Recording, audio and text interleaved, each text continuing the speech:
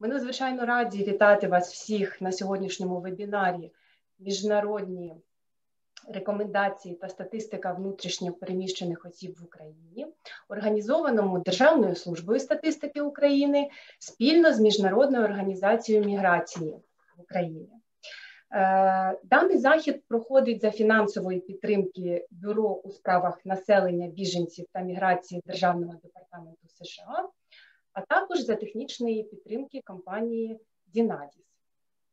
Відомо, що станом на сьогодні в Україні обліковано майже 1,5 мільйони внутрішньопереміщених осіб в реєстрі, який адмініструє Міністерство соціальної політики України.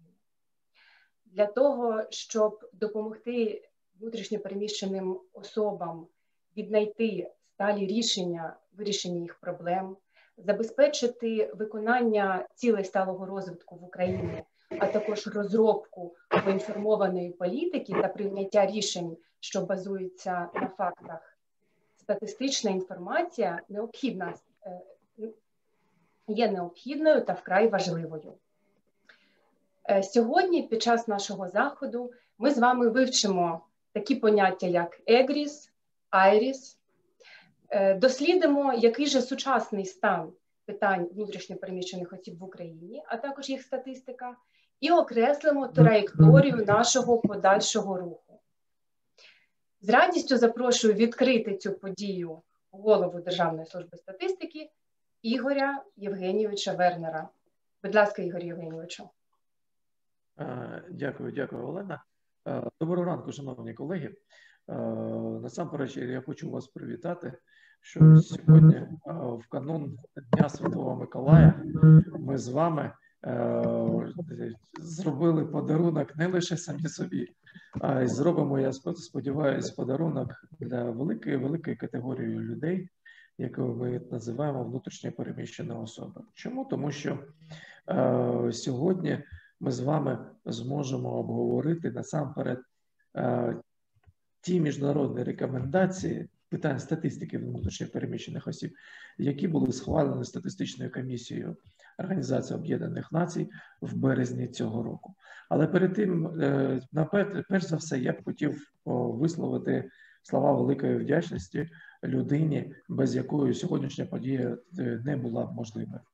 Я маю на увазі саме пана Анна Гуєна, головного представництва Міжнародної організації міграції в Україні.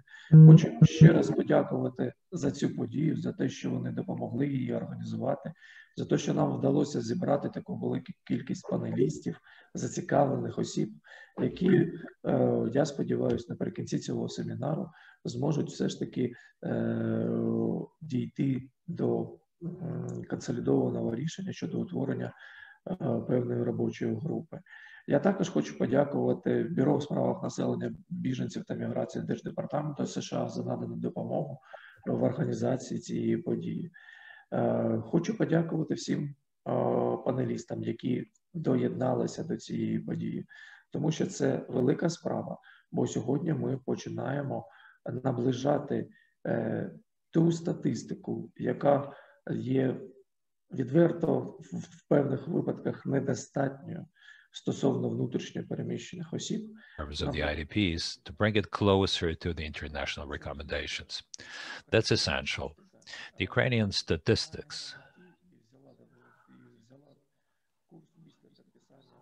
after Ukraine signed the association agreement, aimed at coming closer and becoming in conformity with all the proper international recommendations.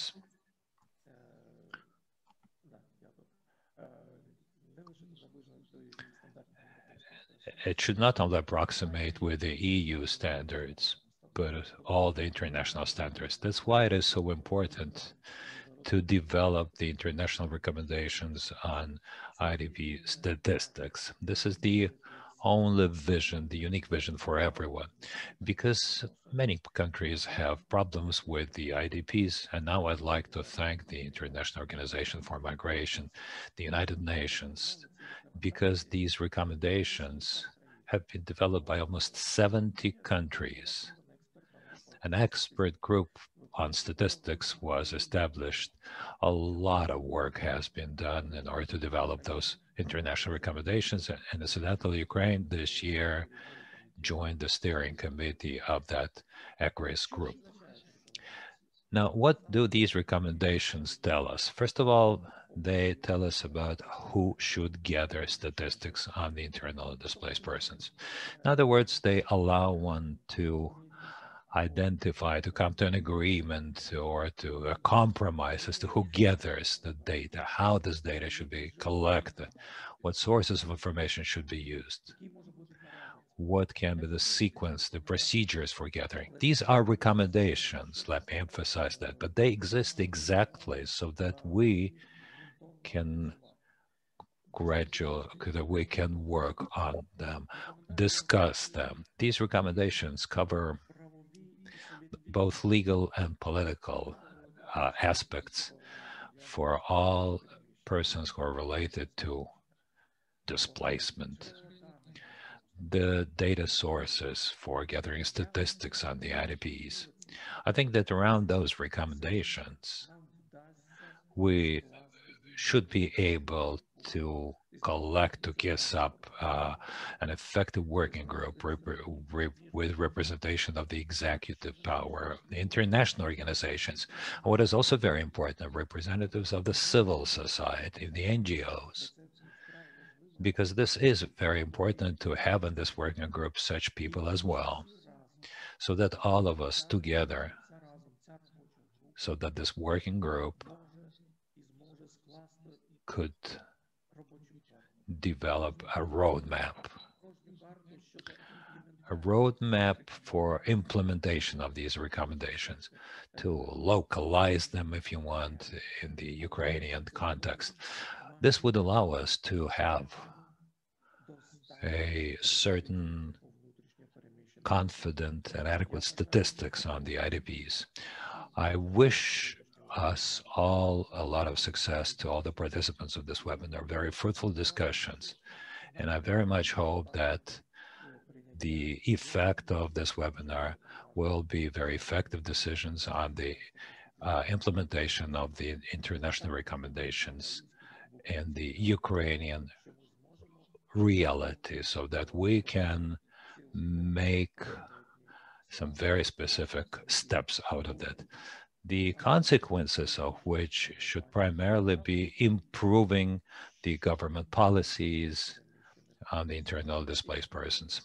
And as a result of that, I hope that that would lead to improvement of people's life of the people who were forced to find themselves in dire situations, dire straits.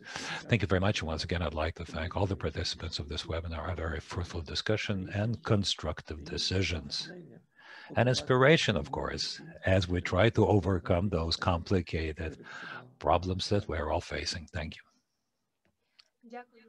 Thank you very much, Mr. Werner. Now, this is a great honor for me to give the floor to Anne Nguyen, Chief of Mission of the International Organization for Migration in Ukraine.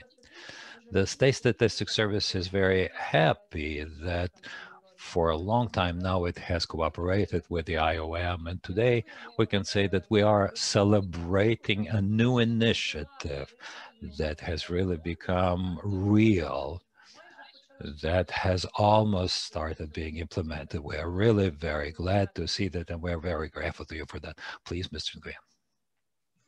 Thank you very much, Madam Moderator. I hope you can hear me loud and clear, especially for the interpreter. Great. If I dare say also thank you, Igor, for just the amazingly positive words and your kindness. I too am very excited about this initiative. I think that this is something that I'm really, really excited about. I remember us talking about engagement and trying to find ways where we can support the work that you're doing, and you understand from my perspective how important evidence-based data is. And so again, this is something that we're really excited to engage with you on, and I'm very excited and also really grateful for the time of the panelists and also for the colleagues and the participants here. With that, I just want to start off by saying that today marks the International Migrants Day. IOM and the State Statistics Service of Ukraine are co-hosting this webinar to discuss the implementation of the International Recommendations IDP Statistics, endorsed by the UN Statistical Commission in March 2020.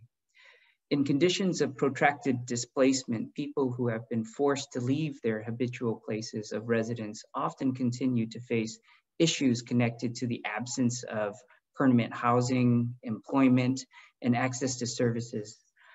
Cut off from their traditional safety nets and often family and friends, they need to find durable solutions for their situations of IDPs is essential to ensure that these individuals and their households can realize their full human rights in a safe, secure, accessible environment that affords them the opportunity to meet their full individual potential. The collection of reliable statistics information is essential for shaping evidence-based policy and durable solutions for IDPs and their households, especially in the COVID-19 pandemic and its consequences related to mobility restrictions, loss of livelihoods and limited access to the labor market, and the increased vulnerability of insecurity households find themselves in as a result. The international recommendations on IDP statistics, I guess we'll call them IRIS for now, highlight the importance of the different approaches, methods, and data triangulations as a means to better understand displacement and to contribute to the development of evidence-based policy for IDPs. The IRIS recommendations are aligned with the sustainable development as mentioned, adhering to the principles for leaving no one behind. And IOM Ukraine is committed to supporting IDPs and the well-being of their communities. Over the past years, IOM has been conducting research and collaboration aimed at collecting data on the situation of IDPs and their households through the National Monitoring System Survey. This was done in collaboration with the Ministry of Social Policy, the Ministry of Reintegration, and the generous support by the US Department State's Bureau for Population, Refugees, and Migration. Globally, IOM has been contributing to the interagency and intergovernmental groups on displacement statistics for many years, most notably through what we call the data tracking matrix. Conceptualized in 2004 in Iraq for IDP assessments and monitoring exercises, the DTM has been continuously refined and enhanced through years of operational experience in the conflict and non-conflict settings, the multitude of tools and mechanisms that are now part of DTM's library have provided both humanitarian and government actors with essential primary data, information, and importantly, analysis on the displacement at both the country and global level.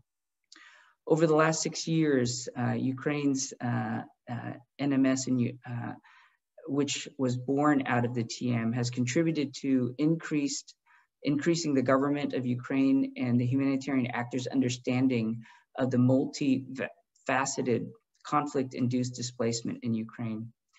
As a global contributor to the development of IRIS, IOM Ukraine is looking forward to supporting the SSU and other stakeholders in the collective effort to develop a roadmap for the implementation of these recommendations. This will be done based on IOM's implementation experience of the National Monitoring System on IDP's situation and by expanding the scope and activities based on the displacement tracking matrix. We hope that today's event will support the development of critical research on IDPs, enabling the development of more targeted activities to better respond to their needs, as well as to the needs of those communities that these migrants have decided to call home. I wish you all a fruitful meeting and a meaningful International Migrants Day. Again, thank you for your time.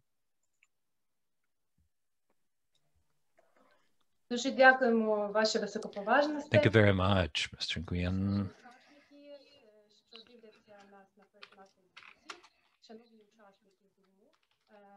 Dear participants, dear Zoom participants, remember that you can put your questions in chat. You can put them in the comments in chat or in comments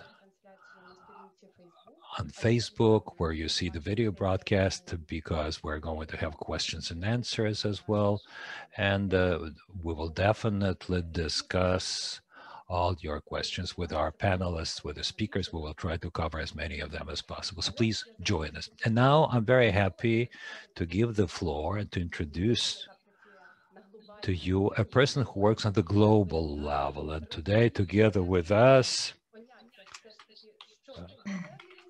about what EGRIS is and what IRIS is.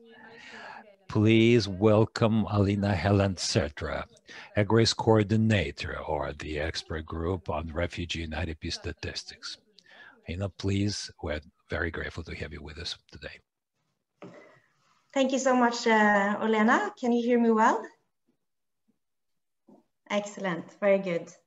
First of all, thank you to the chair of Ukraine Statistics. Thank you to the chief of mission IOM for inviting the IGRIS family into your event. I'm also very pleased to see that this, as you say, Olena, global initiative is now taken to national level.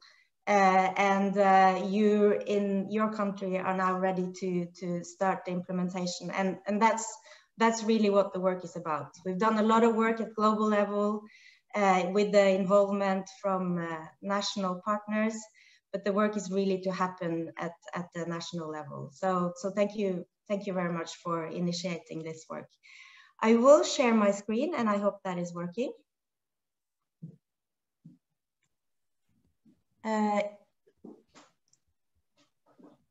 Are you able to share my presentation at your end? Because it says that I'm disabled to share my screen.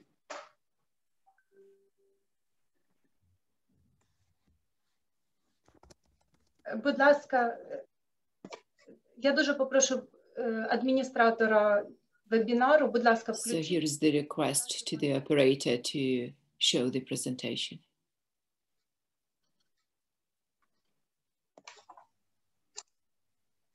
Well, while we are waiting for the presentation to show, then a little bit about my role. I'm the IGRIS coordinator based in UNHCR in Copenhagen.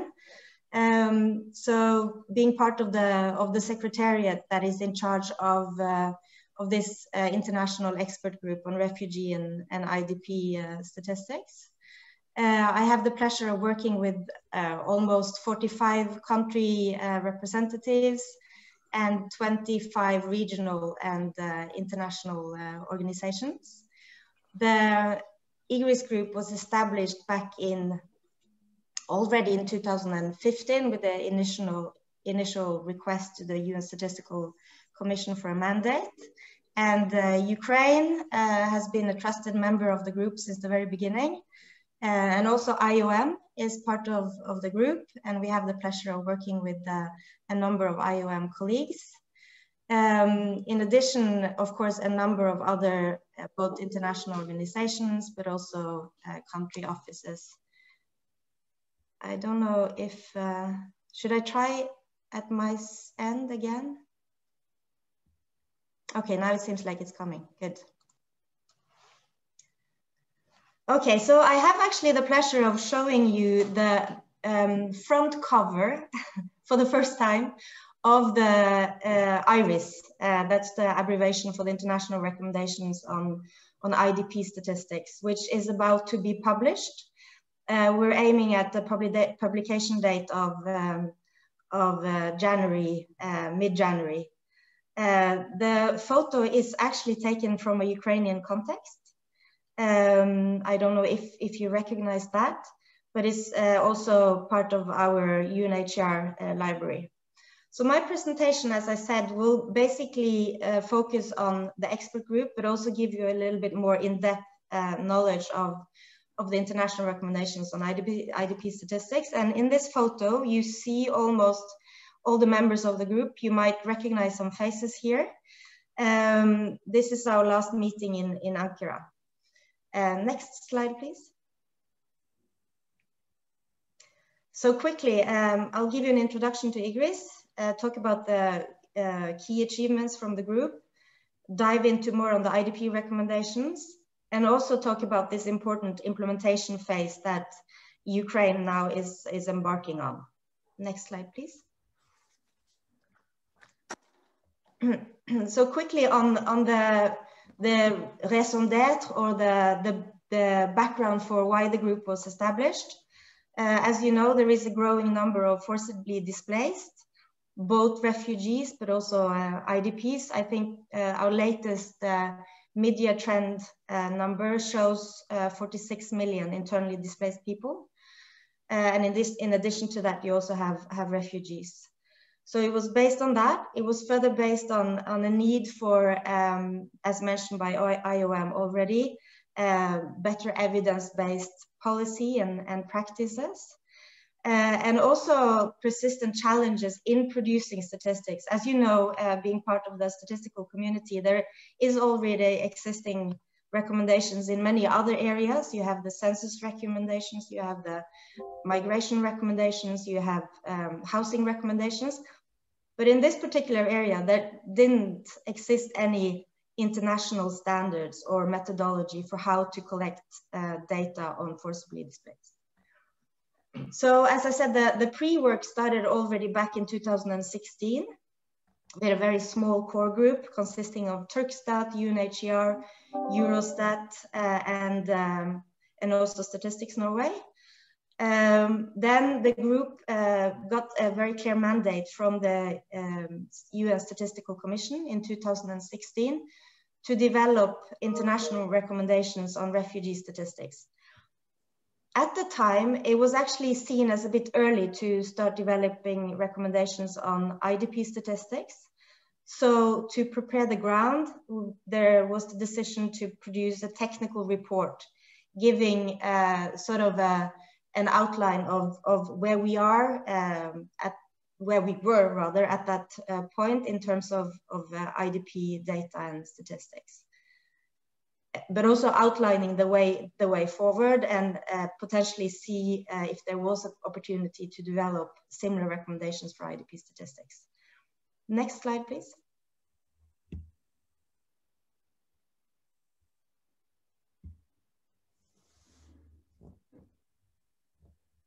Next slide, please.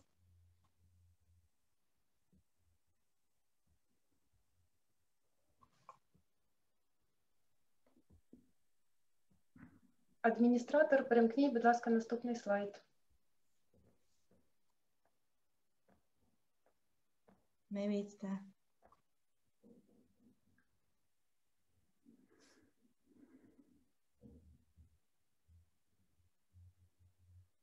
It's always a challenge with doing virtual meetings. I've been there and done it. Okay, excellent. We're moving forward. This is a map showing member countries per 24 February 2020. And actually since then we have also a few new members. But just to give you an overview of the magnitude of members in the group at national level. So it's really a country-led, bottom-up, and also building on the experience that these members have with the production of statistics. That is the key for the work of the IGRIS family. Next slide.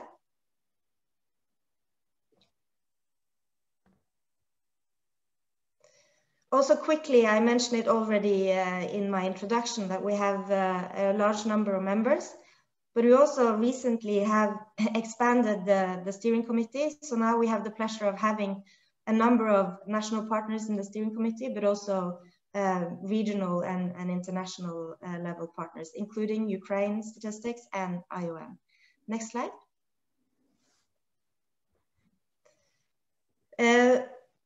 Mention quickly the recommendations on refugee statistics approved by the UN Statistical Commission in 2018.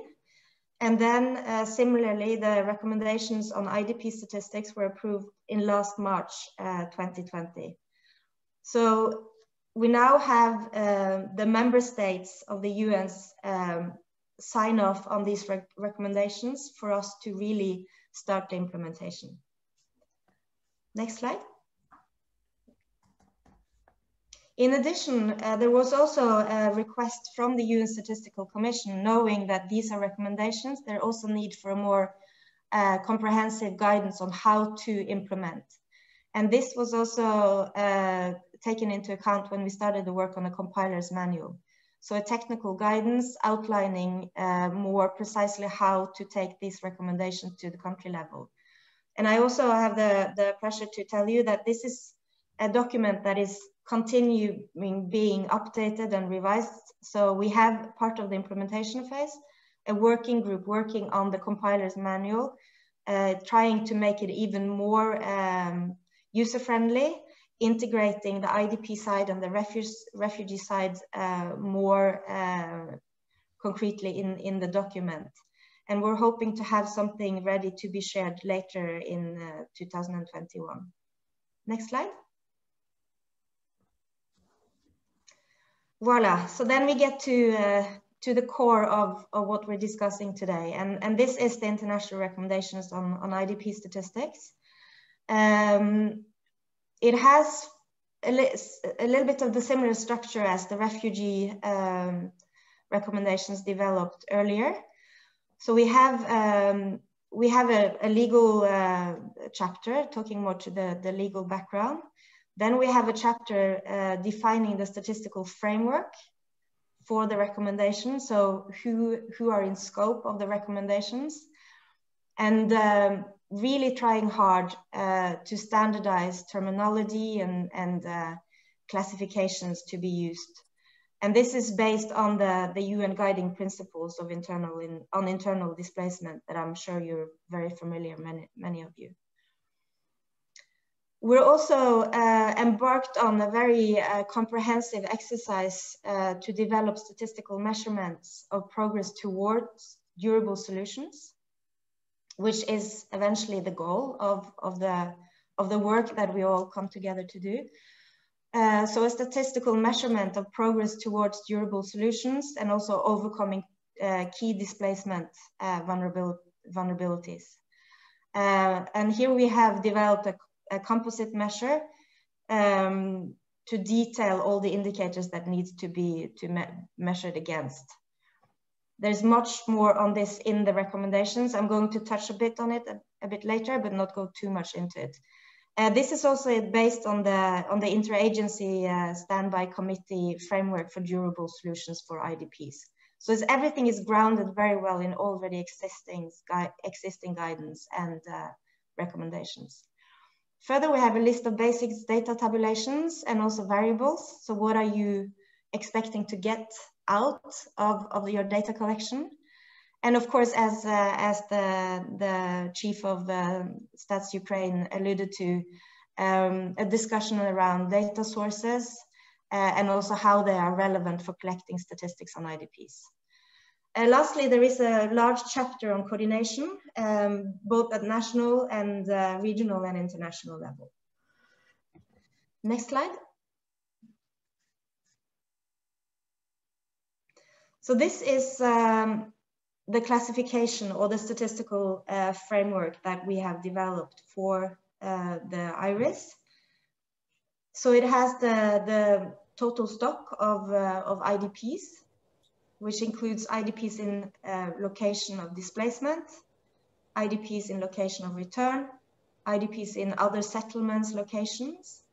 Then we have another category, which is IDPs related populations, which is children of at least one IDP parent.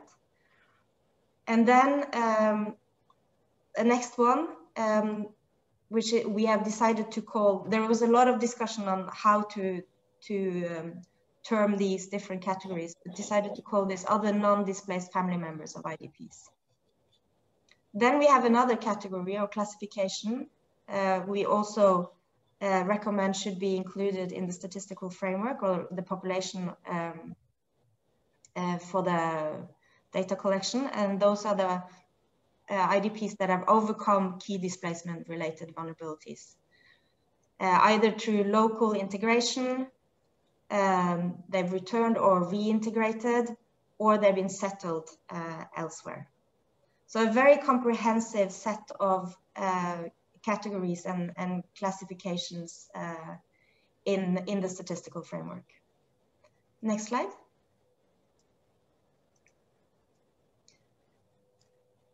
This gives you a visual on the categories that are not included as part of the statistical framework. We also realized it's important to be clear on what we're not expecting you to collect the data on. So without going into too much of the details here, just showing you the visual, I will share the presentation after the meeting. But this is what is the recommendation. So it's of course very much related to persons that have crossed an internationally recognized border, because then they will be subject to a different framework, and the one that I referred to earlier, the refugee statistics framework. Next slide. This is also talking a bit about the definitions of IDPs in terms of stocks and flows. How do you get into the stock? I think in general, it's easier to measure maybe inflows than the outflows.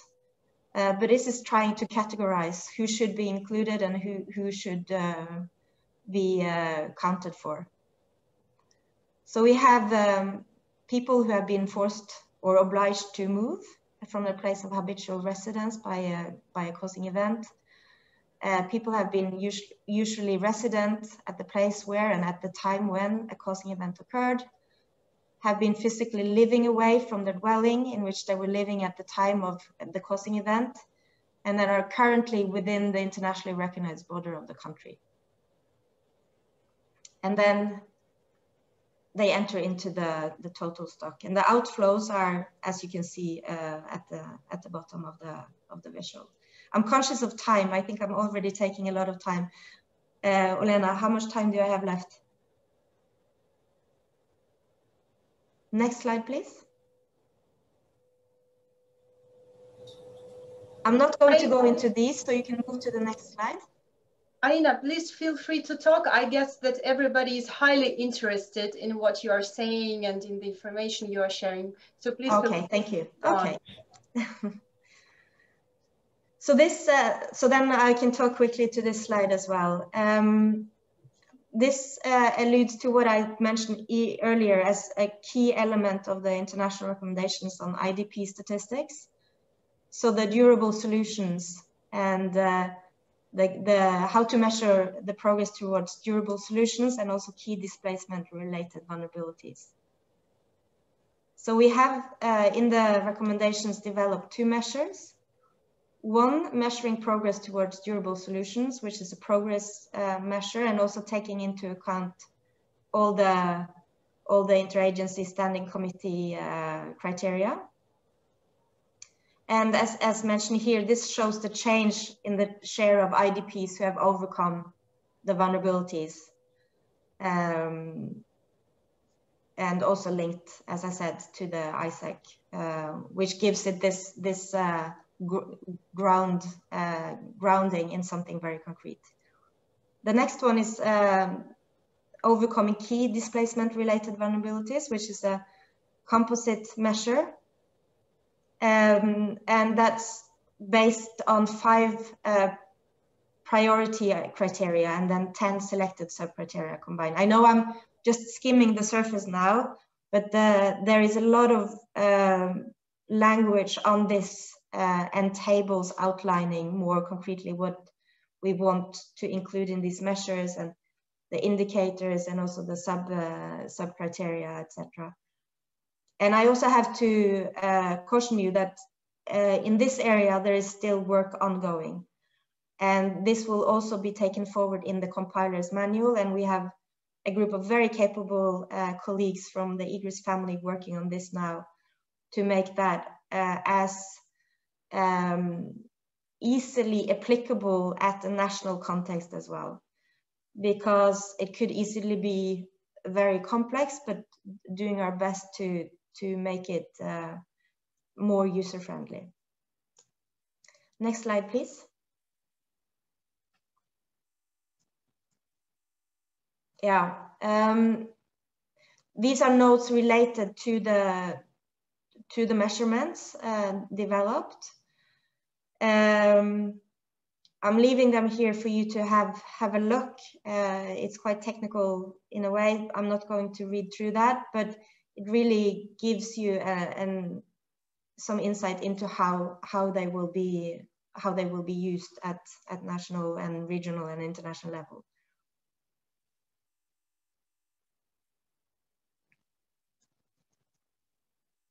Yeah. Next slide, please.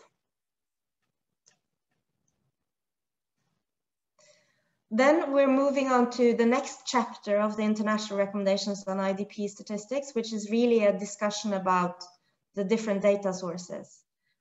And in the refugee recommendations, we have presented census surveys and admin data, and we've basically chosen the same structure for the IDP recommendations. So we're talking about the potential inclusion of IDPs in censuses, which has a lot of advantages. Then we could also have a complete sampling frame. It would enable us to collect a lot of information on socioeconomic characteristics that traditionally would be in a census, and also housing conditions. The disadvantages are that this is conducted very seldom, often only every 10th year. And it's of course also very costly. The other source that we're also talking about is the household survey, which might be seen as the most flexible source. It's conducted more frequently. It's easier to add questions. But of course, we have challenges around the need for a representative sample, how to make sure we get this. Then the last one is registers, and I think Ukraine has a lot of experience to share in this area. That could also equally work as a sample frame, but it could also pose a few challenges with identifying IDPs and also how to overcome the previously mentioned displacement-related vulnerabilities. I think the bottom line recommendation is that a combination of the different sources is the way to go. But of course, that's also a bit into the future for many of the Idbs partners and also elsewhere. But I think if we are able to introducing a national PIN for data collection on individuals, have more streamlined questions, yeah, etc. But in general, I think the bottom line is that independent of which source you use, following the official statistics principles for confidentiality and protection is at the forefront. Next slide, please. Quickly on the last chapter of the recommendations, we talked to the coordination of IDP statistics. I think there is a clear recommendation in the document that there is one authority that is in charge, or at least in the driving seat for the coordination at national level. And in many cases, that would naturally be the National Statistical System. It could be the NSO, but it could also be other agencies. But working very closely with other partners. And I think you've seen operational data being mentioned in my previous slide. It's also being mentioned here. Operational data is often collected by the humanitarian community, international organizations. So also finding ways of how to draw upon that data collection as well. At international level,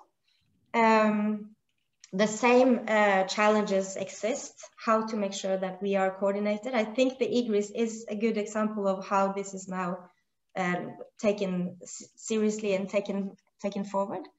And it's also a way to combine traditional official statistics partners and more partners of working in more operational data area. We also discussed in the work the role of a custodian agency. I think the agreement in the group was that it's still a bit early to recommend a custodian agency at international level. And we really want to see this work being implemented and taken forward and draw lessons learned from country level before we recommended that this at international level. But absolutely something to watch going forward. Next slide. This is how we foresee the process when we're now moving to phase 3. So it's a circle where we have the implementation of the recommendations taking place, but also feeding back into both the compiler's manual, but also the recommendations themselves, as we foresee that there is a need for refining these recommendations as we go forward. As been said, the recommendations have also been aligned to the SDG indicators, but we also foresee these recommendations to live beyond the SDG recommendations. So really having a process around how to build on what you learn in Ukraine, but also what you learn in other countries, and refine the compiler's manual, but also the recommendations as we see things are changing. So this is really a process that is flexible and also open for revision if there is a very clear need for that going forward. Next slide. So as mentioned in that previous slide, we have 3 different core working groups in the implementation of the IRIS recommendations, but also the IRS, the refugee recommendations, one around promotion and dissemination. And as you see, we have participants from both Hungary, Eurostat, and UNECA. Then we have a working group around capacity building, and we have a lead group from Cote d'Ivoire, IOM, GIPS, and UNHCR. And then the third one that I mentioned earlier around the refinements of the compiler's manual and knowledge sharing, where Somalia, the joint data center between World Bank and UNHCR, and UNESCO are leading. So in each of these groups, we in addition have about 35 members. So it's a lot of participation and inclusion in the implementation of the work. And as we speak, we're about to finalize work plans for each of these groups. Next slide, please. This is more detailed on what each of the groups are doing, but not a comprehensive list, but just gives you a flavor of what we are doing as part 3 of the work. And I think worthwhile to pay attention to is what subgroup 2 is doing. And this is really where the capacity development of national partners and also provision of technical support will take place. And this is also where the actual implementation will happen. So we are reporting back to the UN Statistical Commission. We have a mandate until 2025 and reporting back to the Commission on our progress on the implementation. We're also very fortunate to have received funding from DevCo, the EU's development branch, for the implementation of this 3rd phase of the IGRIS, which of course opens a whole new possibility in terms of implementing and in terms of working with local and national partners in building the statistical capacity and knowledge around the work. Next slide. I think that's my last slide. Yes, okay, thank you. That was very quickly and briefly on the IRIS recommendations, and of course they're available online. I'm happy to share the presentation after this call, and please feel free to ask any questions you might have in the Q&A session later. Thank you.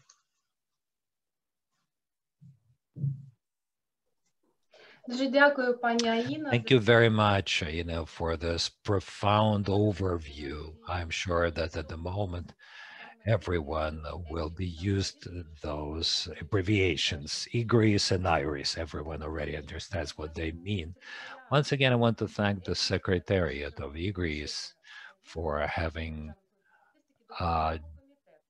added Ukraine, for having allowed Ukraine to be a part of the steering committee. We keep moving ahead from the global level. We gradually come down to the national level. This webinar, we are happy to see a representative of the leading ministry that is in charge of internal displacement in Ukraine. Please, let's welcome Olga Nikina, Department of Social Humanitarian Policy and Internal Displacement of the Ministry of Reintegration of the Temporarily Occupied Territories of Ukraine. She will tell us about the integration of the internal displaced persons in Ukraine. Please, Lana, you can show your presentation. Good morning. Can you hear me well? Yes, we can. You can share your screen. Well, it's just that our presentation, unfortunately, it does not have a graphic presentation. So it's a presentation about integration of the IDPs in Ukraine. So I will start. The armed aggression of the Russian Federation and the temporary occupation of a part of Ukraine's territory have caused a very dramatic problem, and the need to respond effectively to the present and potential threats to the national interests and national security of Ukraine, including the need to create sustainable economic development so that the citizens of Ukraine can properly exercise their rights and freedoms. It is because of the armed aggression of the Russian Federation against Ukraine that for a large number of the internal displaced persons, this internal displacement has been going on for years and has become protracted. The issue of integration of the internally displaced persons and implementation of sustainable solutions for internal displacement is one of the key priorities that need to have a single strategy as we look for long-term solutions. Well, as it has been said, we already have registered almost 1.5 million IDPs from the temporarily occupied areas in Donetsk and Luhansk oblasts and the Autonomous Republic of Crimea and the city of Sevastopol.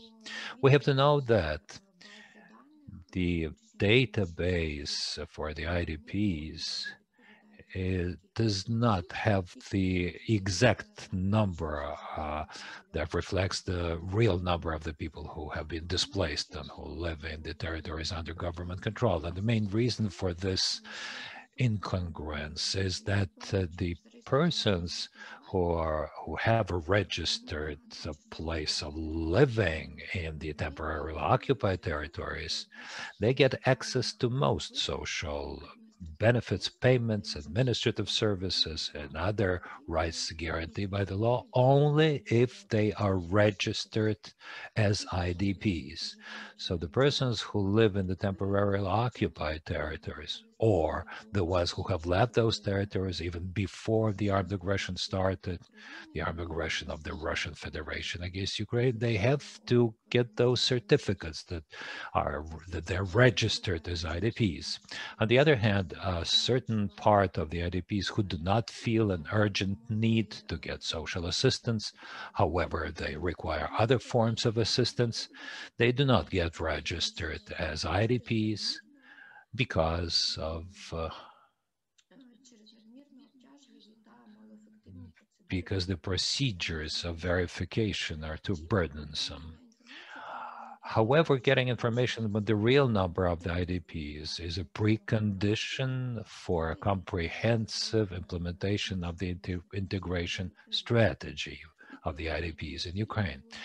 In accordance to the report of the National Monitoring System, The situation with the IDPs as of June of this year, the main preconditions for successful integration of the IDPs were housing, that's 89%, permanent income, 80%, and employment.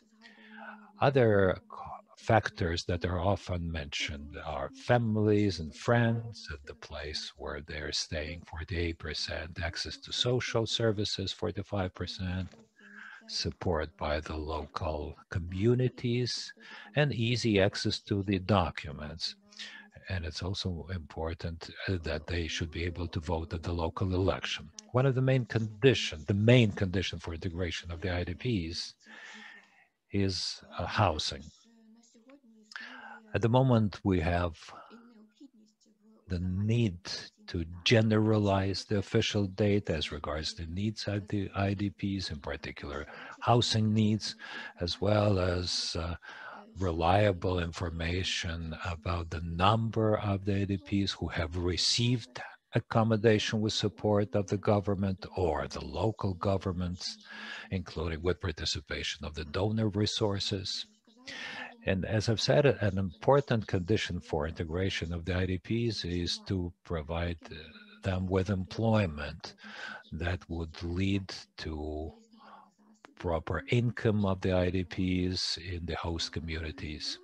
At the same time, the overall level of employment in the territorial communities and the situations where the IDPs have to be resettled or change their professions, and the inadequate local programs to support employment of the IDPs leads to restricted access to employment in the host communities.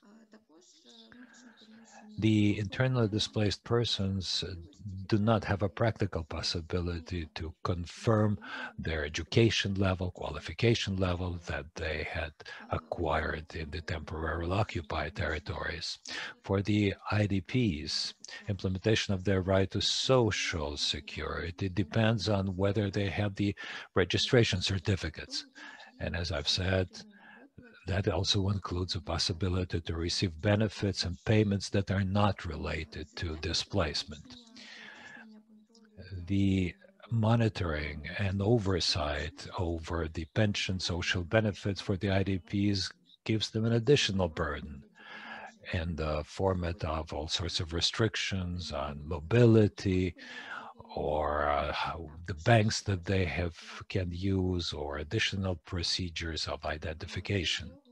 Besides, one of the problems is the inadequate level of accessible psychological assistance and rehabilitation of the IDPs, especially children who have suffered as a result of the armed aggression of the Russian Federation. And this also complicates the integration process, as well as the process of adaptation of the students in the new environment after internal displacement. Besides, as a result of the displacement, the IDPs find themselves in an especially vulnerable situation, and that leads to situations where they would have some additional needs meeting, which should be provided by the government and the local communities. Therefore, a basic issue for integration of the IDPs in the host territorial communities is the ability of the communities to provide timely and comprehensive information, or rather to obtain adequate information on the number of IDPs residing in the community and the information about their needs. However, the current system of registration of the IDPs does not allow them to take their needs into account. And in the process of planning the development of territorial communities, it makes it hard for them to assess the level of the IDP integration. At the moment, they still have a restricted possibility for the IDPs to participate in the public life of the territorial communities. In many territorial communities, where IDPs reside, they do not participate in developing in decision-making of the local executive authorities and local self-governments, and as a result, they cannot claim to participate in local community life or get certain benefits because they are considered to be not kind of a real members of the communities, if I can put it this way. To solve the problems of the IDPs by the government, the problems of the displacement, the government has established a strategy for IDP integration and for the implementation of sustainable solutions for the period till 2020, as well as an action plan for its implementation. The purpose of the strategy is social and economic integration of the IDPs and introduction of sustainable solutions to protect their rights and freedoms as legitimate interests, to increase their self-sufficiency and independence with account of their interests and the interests of the host communities, as well as developing effective cooperation between the IDPs with the host communities. At the same time, we need to say that this strategy is limited in time and it will no longer be relevant as of the 1st of January 2021. Therefore, a document that would contain necessary measures to implement the rights and freedoms of the IDPs for 2021, we don't have such a document yet. And as we finalize the results of the implementation of the strategy in early 2021, the final report would be developed on the outcome of the strategy and the action plan, but the main problems that the IDPs are facing currently. At the moment, the Ministry of Reintegration steps up the development of a new draft strategy aimed at finding solutions for the IDPs by the government. In particular, as I've said, providing assistance to the host communities, creating effective instruments of public administration management, meeting the current needs of the IDPs, including most important ones are problems related to their livelihood. At the moment, draft strategy is being coordinated with all the stakeholders, and we believe that by the end of this year, it will be introduced. It will be submitted to the government. After the strategy of the Ministry of Reintegration is endorsed, an action plan would be developed with which the ministry will work, as well as all the interested agencies. Thank you very much for a possibility to speak. Дуже дякую, пані Ілоно, за вашу... Thank you very much, Ilona, for your fundamental detailed presentation and for the aspects of the IDPs that you've outlined. And thank you very much for touching upon the challenges that the IDPs are exposed to. I'm happy to give the floor to the Deputy Director of the Department of State Social Policy Implementation and Ministry of Social Policy of Ukraine, Volodymyr Uyazdowski. As it was mentioned in 2016, the Ministry of Social Policy established the register of IDPs, and let me know here that Aina said that establishing registers is a very good positive step and matches the international recommendations on IDP statistics. Mr. Wezdowski is going to speak about social protection of IDPs. Over to you. You can share your screen.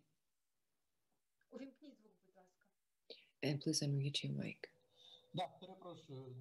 Apologies. Let me share my screen.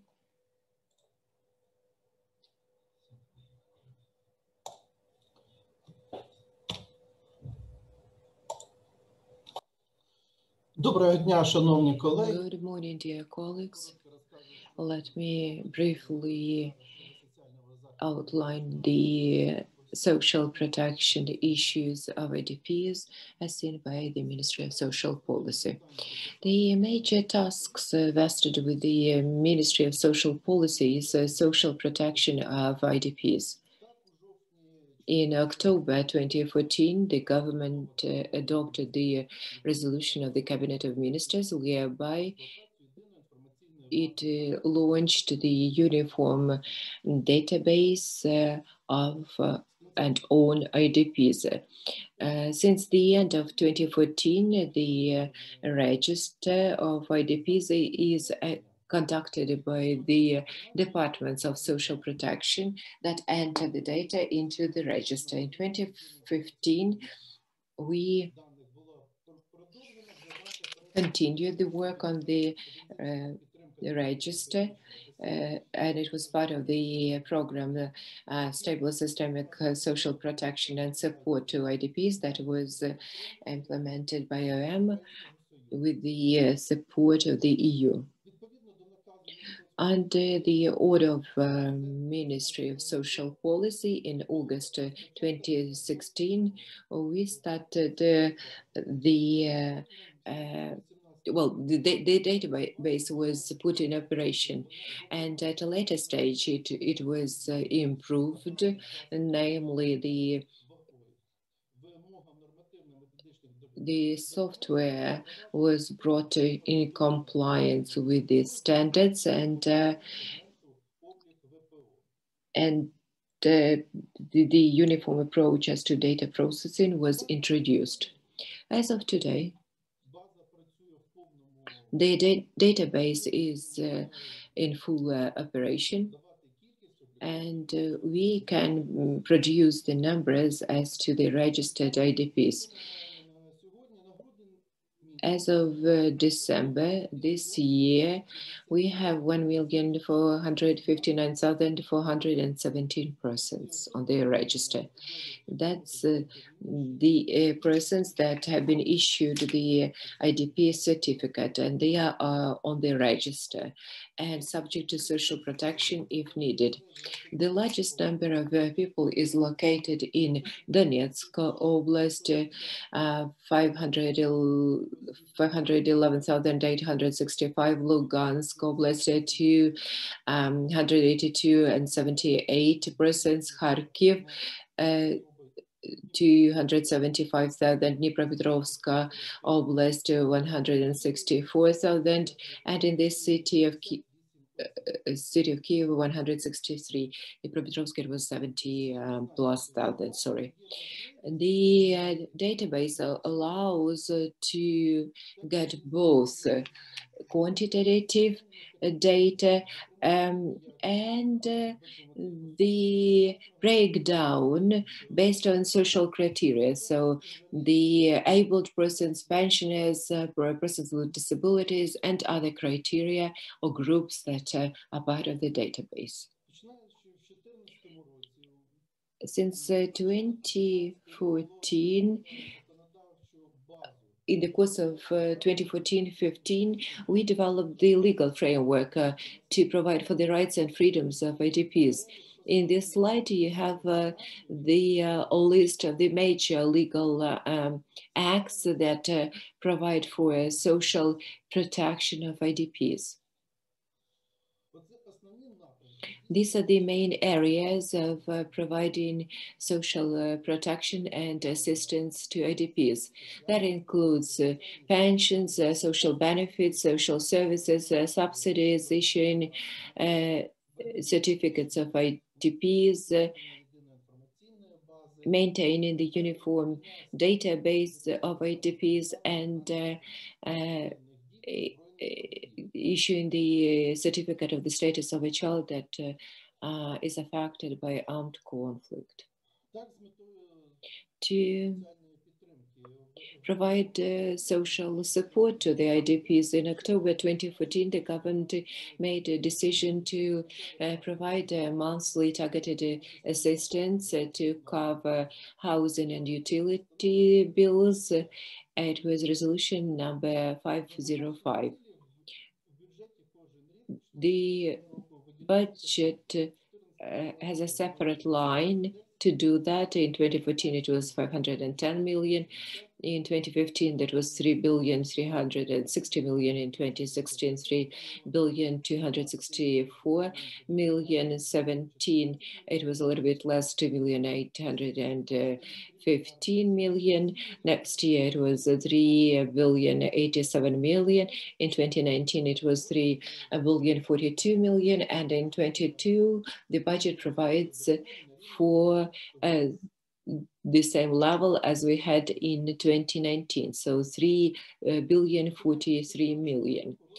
Starting 2017, the targeted monthly assistance kept increasing. And in this slide, you see that the monthly assistance for housing allowances when it was increased from 884 hryvnia to 1,000 hryvnia. Disability allowance was increased to 130 subsistence minimum levels, that's for group 1, and 115% of subsistence minimum level for the people with disabilities of second category. The total amount of monetary assistance per family was increased from 2,400 to 3,400 hryvnia. And these are the families where there is a person with disability. The restrictions were removed with the help of the monetary assistance that is allowed per family, where there are 2 and more persons with disabilities. The total amount of monetary assistance per family was increased from 2,400 to 1,500. The assistance to students was increased from 500 to 1,000 hryvnia. And the persons who reached the age of 18 and continue their tuition, the assistance was increased from 442 hryvnia to 1,000 hryvnia, and 1,000 hryvnia can be claimed by children whose families are IDPs, combatants, and also the pensioners can claim 1,000 hryvnia as of today, or are entitled to 1,000 hryvnia. Among the registered IDPs, there are 197,000 children. As of November 1, we have 52,000 children that are registered. These are the children that have the status of a child affected by the military conflict. 93 persons were wounded and injured. And if you look at the breakdown by regions, then Donetsk has 76, Zaporizhia 2, Lugansk 7, Kharkiv 2 children, and in the city of Kiev there is 1 person that was subjected to this type of injuries. One of the major types of assistance is pensions.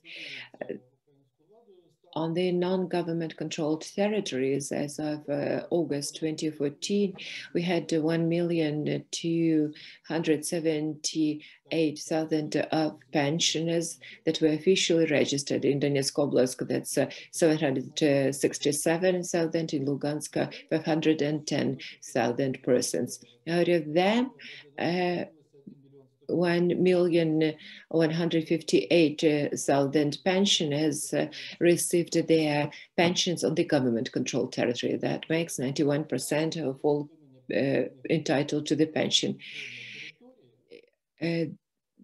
According to the data we have, those who didn't claim pension on the non-government controlled territory is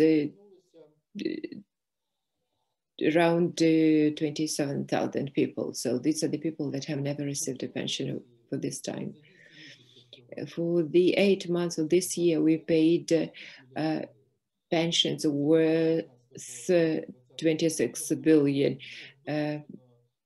Last year, we paid pensions worth 140 billion hryvnia. The average pension makes 5,190 hryvnia for the IDPs, while the average pension for other citizens is 3,300 hryvnia. In this slide, you see the total sum of pensions broken down by years.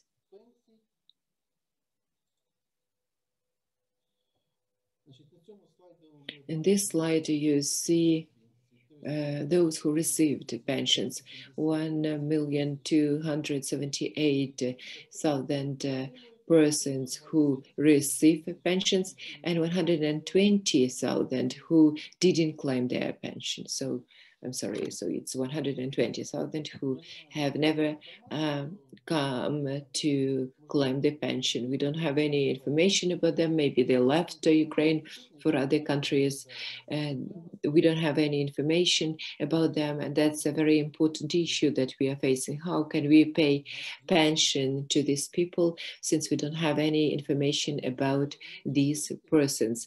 Ministry of Social Policy, jointly with our partners, keeps working on improving legislation on IDPs. Thank you for attention. Thank you, Volodymyr, for your interesting presentation, and thank you for the historic background as to the register. Thank you for the breakdown by regions and legal framework. Very interesting and useful, and I'm sure that these numbers will be referred to. We move on, dear participants. Let me remind you that if you have any questions, you can use chat. We have this call broadcast on Facebook and on our channel. Let's move on, and let me give the floor to our partners, co-organizers, Simon Holiday and Duncan Sullivan. Ms. Holiday is the manager of DTM, and Duncan Sullivan is the DTM project manager in IOM. They are going to tell us on the DTM operational data and displacement statistics. And let me just remind you that IOM, in the course of several years, supports the interagency group on the displacement statistics at a global level. Over to you, please. Good morning, everyone. Well, first, happy International Migrants Day and seasonal greetings. Thank you very much, Alina, for your moderation today, and our gratitude to the Chair of Statistics of Ukraine for organising and hosting this event, and very grateful for being invited on to speak today. If I may introduce myself before sharing the screen. So my name's Duncan Sullivan, and I'm based in Geneva with IOM and the Displacement Tracking Matrix. And my role in Geneva, I play a part as the IOM focal point and participant to EGRIS at the kind of global level as it has moved through its different phases, kind of outlined by Ina earlier in this webinar. If I may just look to share my screen to bring up a PowerPoint presentation.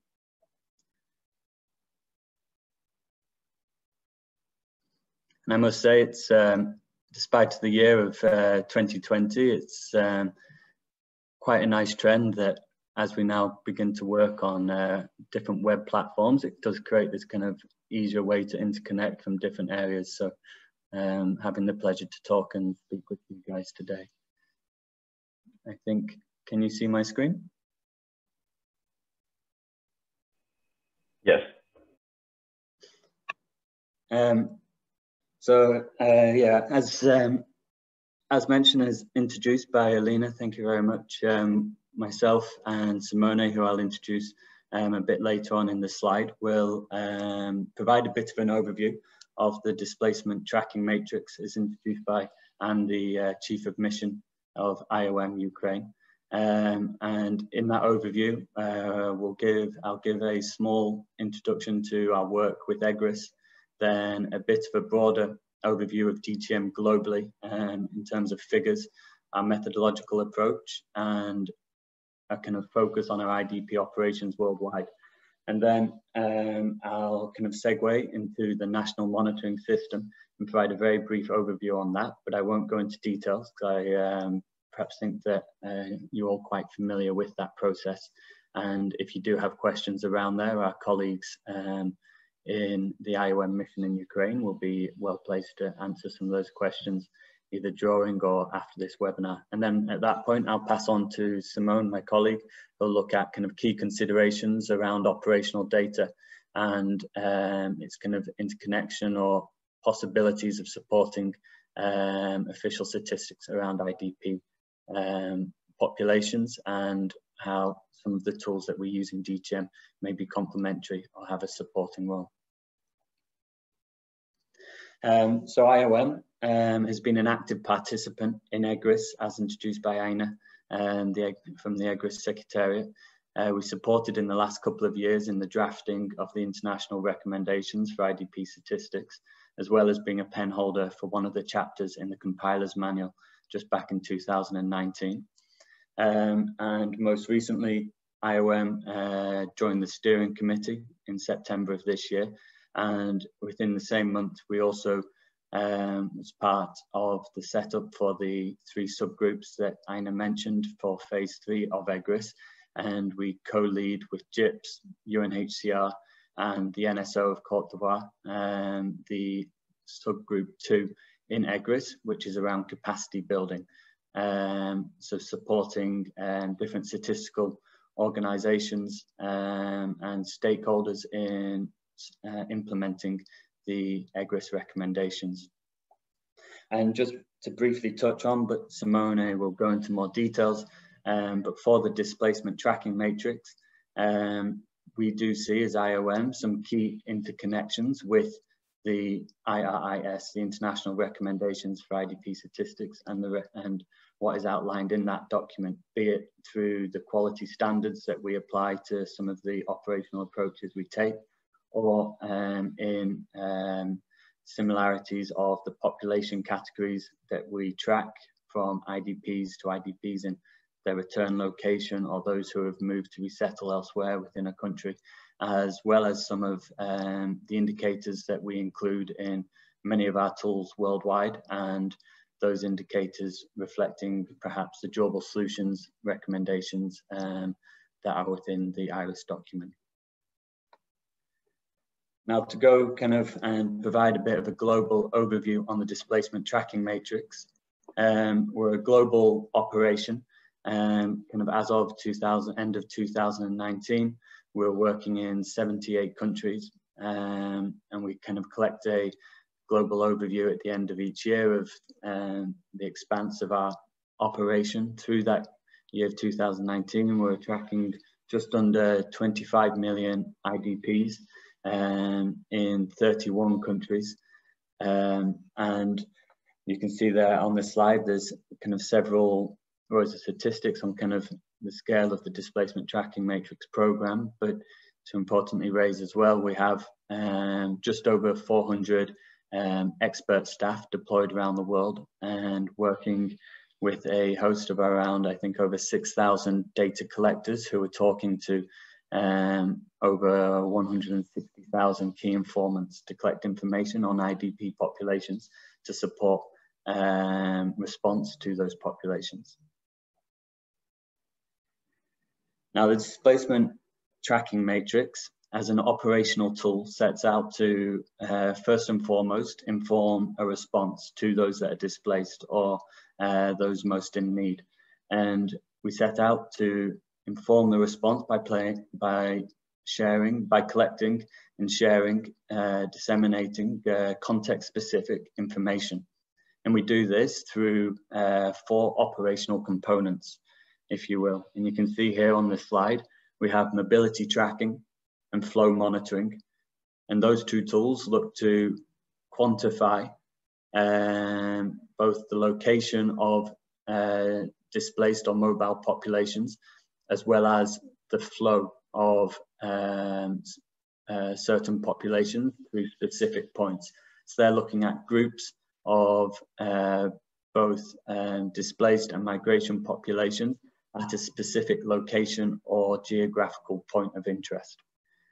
And then we have another 2 components, so one being registration, so the collection of perhaps biometric or individual and personal information of IDPs. However, I say and mention this component is only used in very specific areas where there is a direct link to that operation being implemented and a direct assistance being supplied by by some of our partners, for example, the World Food Programme, as has been done in Sudan.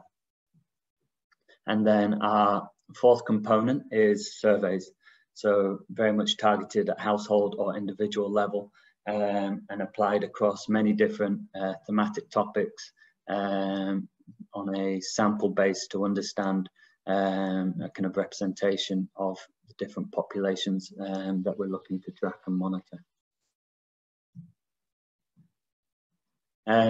So while we implement perhaps one of those 4 components, and as touched on in kind of one of my previous slides, so these different one of the 4 components is implemented in around 78 countries globally.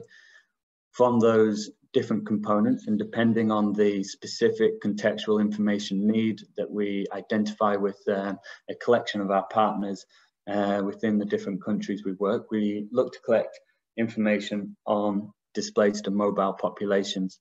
So that information that we're collecting is looking at the kind of the who. So is it internally displaced, or are they IDPs that have returned to their location, or perhaps they have relocated to a location of their choice following their displacement. We look at the location itself, which may allow us to understand kind of urban or rural differences within that location, the kind of the geo setting of that location, if you will. Understanding those 2 components, we can build an understanding of the mobility of the population. When did they move to the location? How long have they been in the location? Where have they come from? Is it within a close vicinity of that location, or is the displacement across kind of broad internal geographic lines, if you will? And then importantly as well, we gather the kind of what and the how around that population, as well as the location itself. So looking at the needs and the vulnerabilities of the people that have been displaced, as well as the host community, but also to understand the conditions to which they're displaced in. So that is looking at the infrastructure, or perhaps the availability of services or livelihood, so the condition of the location and the environment that they're in. So in doing this and deploying one of these 4 components and collecting that kind of broad range of information to kind of meet the needs of partners to respond to a displacement crisis, for example, we kind of move towards a few key considerations, that being that we look for our data to be complete, valid, timely, relevant, unique, and consistent, so collected over time to allow us to understand that situation as an event or crisis might unfold. And ultimately, it's there, as I said, to help respond to the crisis and to support and inform decision making. In the work that we do, we work with both government and humanitarian actors. We have kind of, as mentioned in the kind of the top orange line there, we look to be regularly collecting data, which is both reliable and timely, so it can inform those decisions. And through this, in both at country level and through our regional and global structures for the displacement tracking matrix program, we're continuously working to kind of innovate, learn, and also refine the work that we do. And this is something that IOM Ukraine can very much do with the national monitoring system and provide continual support through, I believe, the kind of working group that this workshop webinar is looking to move forward into. And of course, the work that we do is and the data that we collect is only ever as strong and as good as in the way that partners may use that. So what is kind of fundamentally most important for us is our engagement with the different humanitarian partners and government bodies and institutions that we work with. So as mentioned, we have a global operation with a very large footprint in around 78 countries, but where we're deploying specific components and tools and methods to support in IDP context. That's in approximately 31 countries. Some of the kind of key larger operations for us are in Afghanistan, of course, Ukraine, Iraq, Libya, Yemen, South Sudan, Ethiopia, DRC, Mozambique, and Nigeria. And these operations have been going for a few years and very much have expanded and given us a broad range of experience, in both conflict as well as natural disaster context. And this is experience that we can draw on and we continuously look to refine and reflect on to enhance and support and provide support in the tools that we develop and implement. And we have some key expanding operations in both Sudan, Somalia, DRC as well, and Venezuela. And these operations and the products that are produced from them and disseminated to support decision making can be found on the IOM website, the displacement portal. I think we can share, in sharing the presentation after this webinar, there's the link here on the website, and there you can see our different operations and the reports and products that come from that.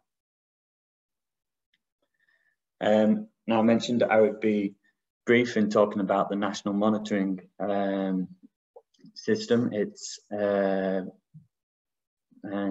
the Chief of Mission from Ukraine touched on it at the start into the introduction of this workshop.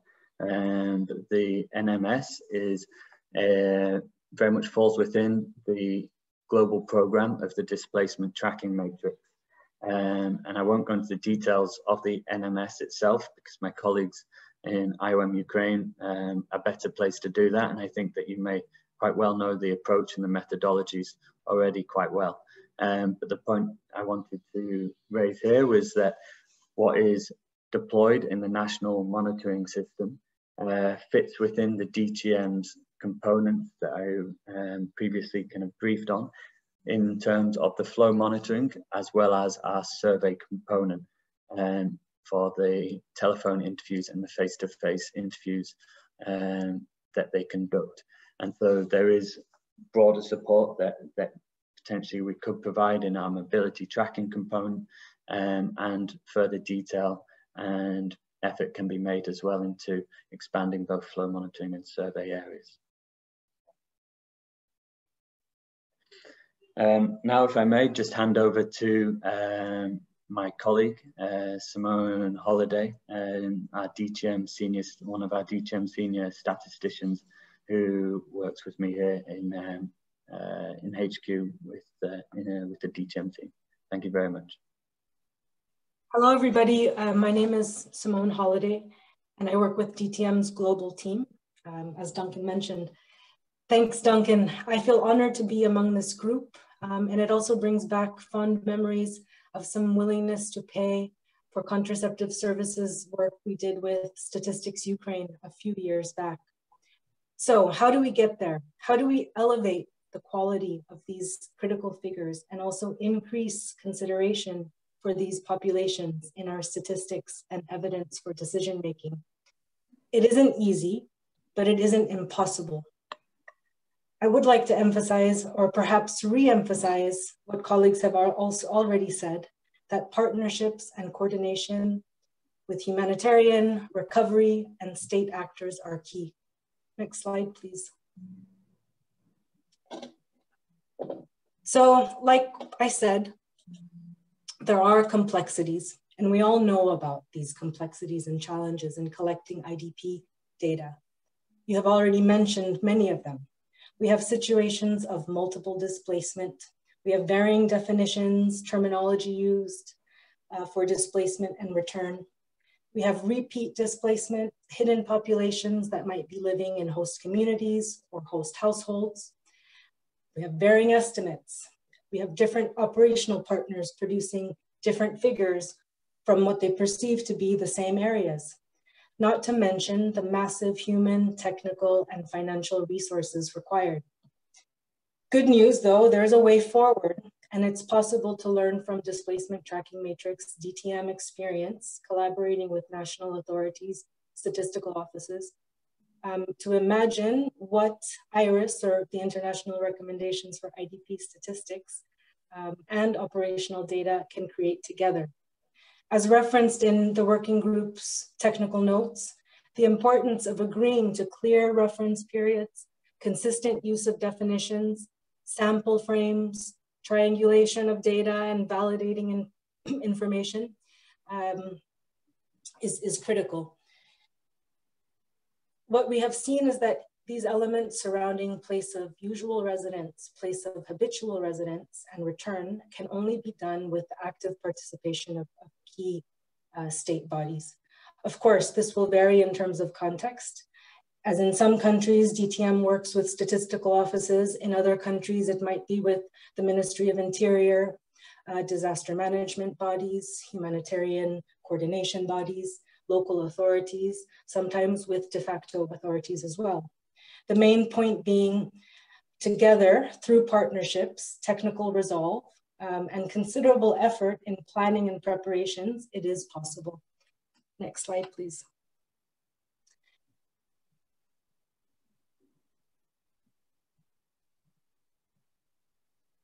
Next slide, please. As Duncan mentioned, DTM has operated in 80 countries, right now in about 30. And as you can see from the roadmap, we are familiar with working through a rather high degree of technical skills required and large mobilization of manpower and human resources to understand displacement. Also understand severity of need among populations of concern. We are familiar with the hard work it takes. IRIS work, coupled with the almost 20 years of working in displacement situation, have created a unique set of expertise that help guide us through planning and implementing data projects, and to identify and understand how to elevate the level of rigor. And as you see here, the planning of these data activities tend to be the most significant parts. It's not until the last row that we have field work. We have partnerships, data sharing agreements, desk review, sense making, making concepts operational, definitions, data protection to consider throughout the process, tools, questionnaires, design methods, sample frames, field geography, tabulations and analysis, validation, before we get to final dissemination and use. How? Now for a little bit on the nuts and bolts. Next slide, please. We have a few examples of this interaction with authorities in recent crises, both in ongoing conflict or emergency, but also in protracted displacement. In Somalia, mobility tracking and emergency tracking were used to update demographic estimates in a country that had not completed a census since the 70s. But today I want to focus on the survey component, which enriches and complements other DTM activities by providing a deeper understanding of populations of concern. Through its registration, mobility tracking, or flow monitoring components, the DTM multi-sectoral needs assessment approach builds and regularly updates a master list of locations and then applies geospatial distribution tools in order to develop a preliminary sampling frame. So in Yemen, South Sudan, and Ethiopia examples, mobility tracking numbers collected over time in cycles, as we see the green lines, produce caseload estimates in order to be able to localize these communities and develop a sample frame to randomly select households. In the map, we see the recent Ethiopia and Tigray region map, a recent crisis, where the first graphic shows where we started. And over cycles, DTM increased its coverage to ultimately be able to select households for selection. So basically what DTM proposes to build on available data on IDP and returnee presence, this operational data we're talking about, to provide a more comprehensive and ideally more generalizable set of numbers and information on needs directly from the population of interest. This allows for systematic and comparable approach in data collection within humanitarian needs overview and the humanitarian response plan cycles, producing aggregate estimates or aggregate evidence such as numbers of persons in need, indicators on vulnerability, employment status, severity of need, living conditions, and indicators that were previously mentioned. In addition to the provision of indicators, we have technical expertise in area-based identification and localization of IDP populations, emphasizing alignment to statistical enumeration areas or census blocks. And where there are census activities or census plans ongoing, we've used DTM mobility tracking data sets, indicators, to reinforce NSO cartographic updates in areas of known displacement. So as our statistical colleagues know, field mapping is a labor-intensive job. Technical assistance and skill sets in satellite imagery acquisition, field management, polygon updates, being one example of collaboration that we've seen. Also, IOM's stringent data protection principles and commitment to data protection, and also ICT, information communication technology tools for data protection, offer critical insights into establishing core principles in data protection and continuous risk assessment. We have worked to increase capacity and technical skills in and technical specifications in procurement, hard and software delivery, installation, donation, troubleshooting of networking equipment, effective collaboration and skill sets required in database and server tasks. But throughout the process, the country partnerships and liaison activities such as communicating and decision-making together with governments and the Office of the Coordination of Humanitarian Affairs, OCHA, should be considered, as should project management activities in terms of proposals, budgets, activity planning, monitoring, and data sharing agreements. I want to close by saying that all the deep thinking done by my IRIS colleagues will help us reach this goal of more inclusive, comprehensive statistics. And I look forward to continuing work in this community to transform this guidance into implementation of best practices. Thank you, and I look forward to hearing your questions.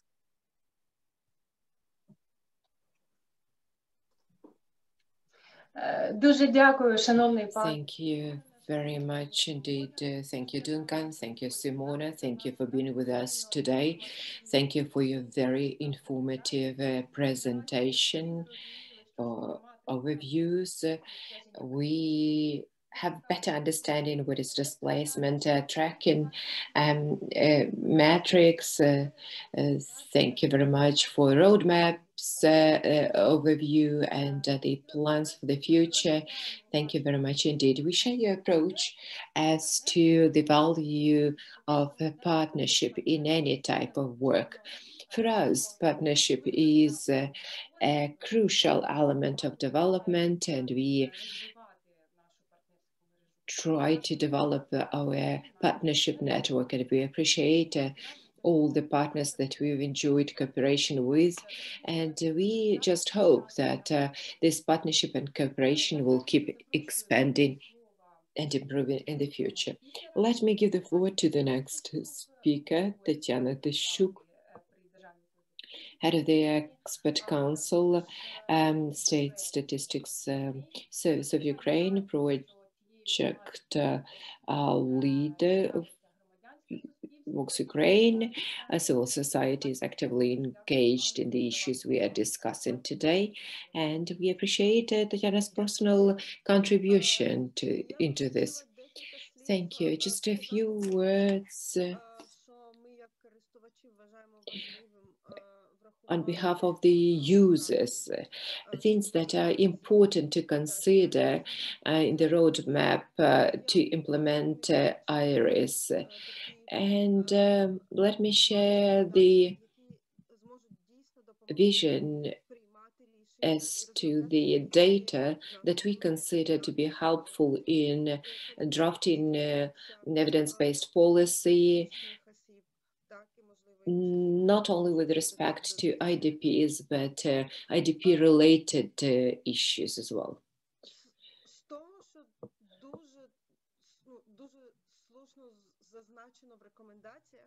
The recommendations quite rightly point out that we need to work with data on IDPs and clearly understand members of the family of IDPs. They shouldn't be necessarily be IDPs, but they could be IDP dependent individuals. It's very important for us to know if there are children born to the IDP parents and what are the potential issues of these children or these children might face. What else is important to develop good evidence-based policy? That's understanding as to better possibilities to get reintegrated. We are talking about reintegration of the persons that we are forced to leave their hometowns, quit their jobs, and relocate. Well, nobody was prepared for the war and aggression on the part of our neighbor. Therefore, we were not ready with this respective statistics. We were not ready with the register on IDPs, and we didn't have it when we needed it. So as soon as we saw people coming from the occupied territories or conflict-affected areas, the information about them, the data about them was collected locally first, and it was done in a chaotic manner. So the first steps undertaken by the ministry was setting up the register. And it's very good that the regulation and legal framework on the register is clearly and well described. So it re-echoes the spirit of the recommendations and international standards. However, there are some issues. The register has the data that give us just a number of IDPs. Sometimes we get the breakdown of the total number by oblasts, regions. So to be able to develop a high quality strategy, to develop policies, to be able to measure the efficiency and efficacy of these policies, we need more detailed information based on the variables that recommendations refer to. We need to understand the age of the persons, clearly understand the needs of the persons, the location, their specific needs, and this is to be ongoing process. This should be done regularly, not upon request, not upon urgent necessity to support a strategy. This should be an ongoing work and regular data that we enter into the register and get from the register. A lot of data amassed when they were collected locally, and that resulted in striking people out from the register or overlapping legislation. The regulation on the register provides for fixing these issues and avoiding it in the future. But since the register at the moment is accessible in a very aggregated manner, we don't know whether these issues have been resolved. And we need to understand this. Another important thing, we need to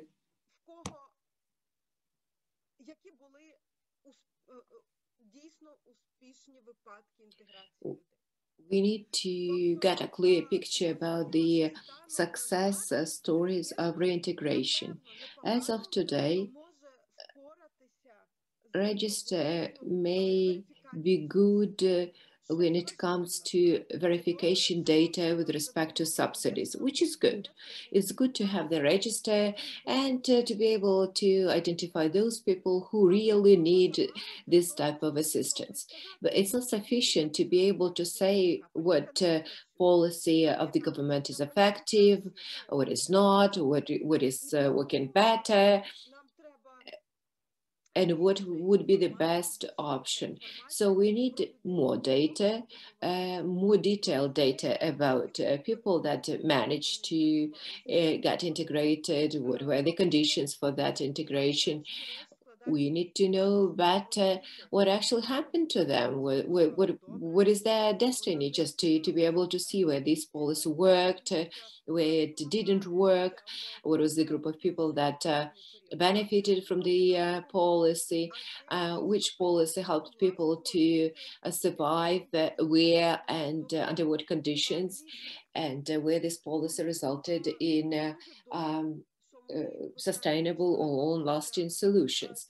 It's very good that we are embarking on this path. It's very good to have the recommendations that we can refer to, rely on. So many countries worked to develop the roadmap for us that we should be guided by in our work. We have a good basis to start with. We also have the register, which is also helpful. And I believe that if we unite our forces, join our efforts, when we have the State Statistics Service keen on making sure that we have high quality, reliable data, when Ministry of Social Policy and Ministry of Internal Displaced Persons join in an attempt and desperation to get reliable data and provide for effective exchange of data, then I think that we'll progress fast and we'll have proofs that the policies and strategies that we are developing are effective, are working instruments, and they benefit people. And if they don't, then we'll have evidence to show how we need to change them. Thank you. Thank you, Tatiana. Thank you for your very interesting comment, expressed from the point of view of users. And thank you very much for the proposals that you submit. I agree that we need success stories to be studied, because their value is twofold. That they have a huge successful influence on people. Successful stories are inspiring for other people. And secondly, that lays the basis, on the basis of inductive methodologies from to establish some rules that would contribute to improving the work that we are engaged in. Thank you. And the next to speak is Lydia Kuzmenko, legal advisor, UNHCR. Lydia, over to you. Tell us about statistical information needs assessment and public policy regarding displacement in Ukraine. Thank you.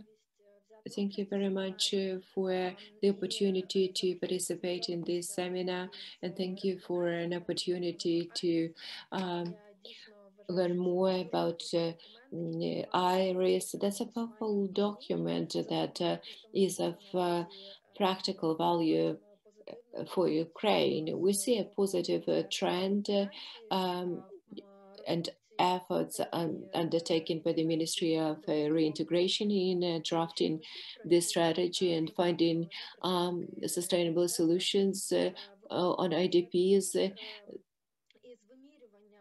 They try to measure the progress of the strategy. And you can't do that without considering what were the needs of people and what needs we are satisfied as a result of strategy implementation.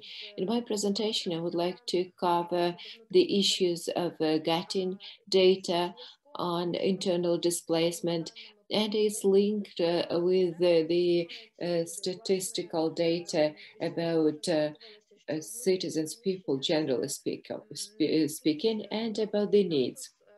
Internal displacement is not a legal status. The person who has an IDP certificate doesn't have any other rights or duties versus refugees that have a different legal status. So IDPs are the people, though, that have additional needs caused by traumatic experience of internal displacement. Therefore, it's much more important to know about their actual needs rather than the general numbers per se, and how the statistics can change if internal displacement flow stopped, and how and why statistics on IDPs might change, and what legal changes are necessary for Ukraine to find and maintain the balance when it comes to the rights of IDPs.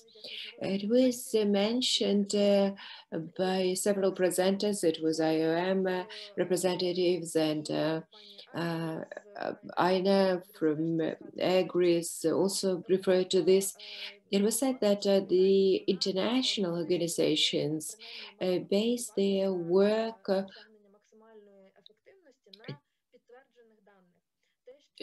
on evidence-based data.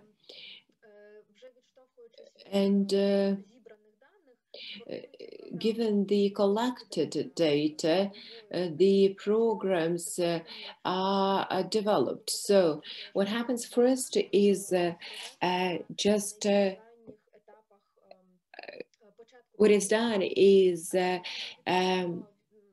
primarily collecting reliable data at the early stages of displacement. And given this reliable data, the programs are developed to meet the needs of the IDPs. There is always a gap between what is actually needed and how much resources are available within the donor community. But the main responsibility, whether that's the data collection or meeting the needs of IDPs, is always with the state. And international organizations are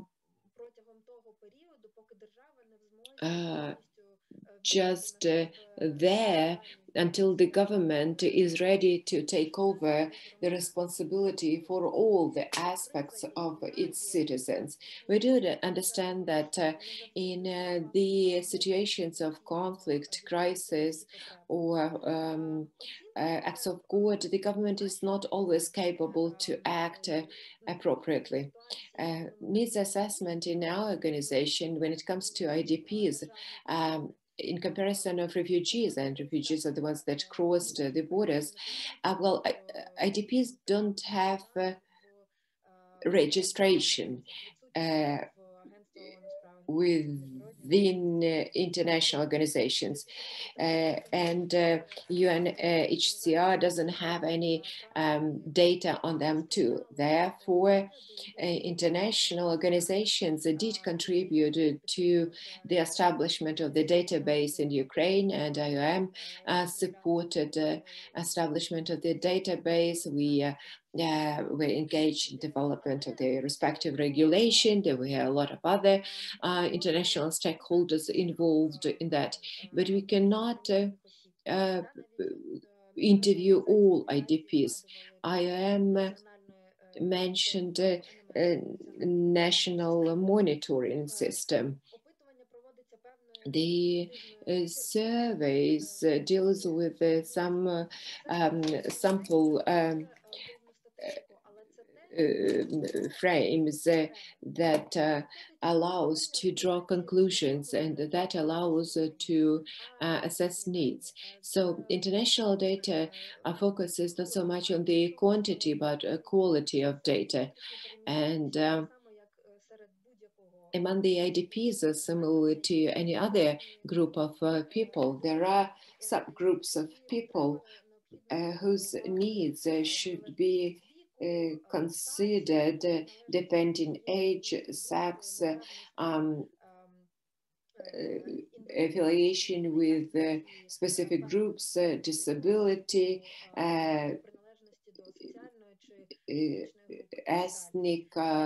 ethnicity, and other things.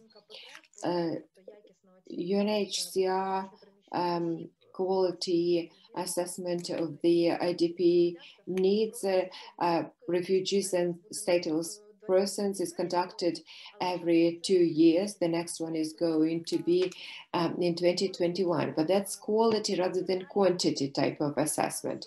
Therefore, when we talk about reliable or actual numbers, there is a gap when it comes to Ukraine. Official statistics varies from 1,420,000 to 1,490,000. So it's more or less the same number. On the one hand, it shows that there are no fluctuations in internal displacement. On the other hand, it proves that persons to enjoy their rights have to stay on their register to be able to use the IDP certificate. So in other words, when it comes to access to the rights and services, it doesn't change all these years. International organizations realize that 700,000 of IDPs are located on the government-controlled territories. If you look at the IDMC, then they as of December 31, 2019, we don't have the data for 2020, they caught 730,000 persons. If you look at humanitarian needs assessment, then that's over 700. Those who have special needs, that's 150,000. And when it comes to non-government controlled territory, then we don't have any data there. Why do we have this discrepancy? Why do we have this difference? I'm not saying this is good or bad, but this difference is always taken into account now while developing certain programs, and the government should take it into account while developing its policy, primarily while developing some kind of budgets. At the beginning, in 2014, where registration was just introduced, it was kind of a quick action to provide access to the rights, to cut down the time required when people could not get some support or pensions or targeted assistance from the government. So at that time, the registration and the registration certificate were important elements to get access to their rights. But with time, when Ukraine entered the period of the so-called protracted displacement, and that's what we call it in English, protracted displacement, when there are no large waves of displacement and people more or less stay in the locations where they had moved to and try to integrate there. Still, people are linked to this registration in order to get access to the services and sometimes to have their situations improved. And we can see that in Ukraine, we see as kind of a cemented status, and I'm saying this in inverted commas because, as I said at the beginning, there is no special status. However, unfortunately, including the social role of and the nature of the Ukrainian government, means that we have this fixation, let's say, by a certain certificate of a certain situation, and then it becomes very difficult to change it. And that becomes an obstacle for the implementation of integration possibilities for the IDPs. No one is saying that after one stops using a certificate, one stops being an IDP. This experience would not disappear. It is there, it will be there, but this pass in the form of a certificate means that this cementing of access to any rights should be overcome. Now, talking more in details about sustainable solutions, I was really very happy to see in the recommendations very detailed interrelation between sustainable solutions and statistics, where people who have had the experience of internal displacement are no longer part of the statistics. Here we have the IDP stock, and some of them gradually go away and their aggregate number comes down because some people have had their sustainable solutions. We cannot say that their life has gone completely back to what they had before displacement, but at least now they have complete access to all the rights and possibilities. There were 8 criteria. Aina mentioned them. They are based on the framework program for looking for sustainable solutions for displacement. This is a recommendation, but it allows one to look at the situation in Ukraine through the angle of 8 important criteria, such as safety, security, access to labor markets, possibility to participate in the local decision-making, where we have the local democracy instruments, hearings, participatory budgets, local elections. Ukraine has had progress in some of those areas. That's very good. but not all 8 criteria have been reached. And we still see that the official statistics remains very high.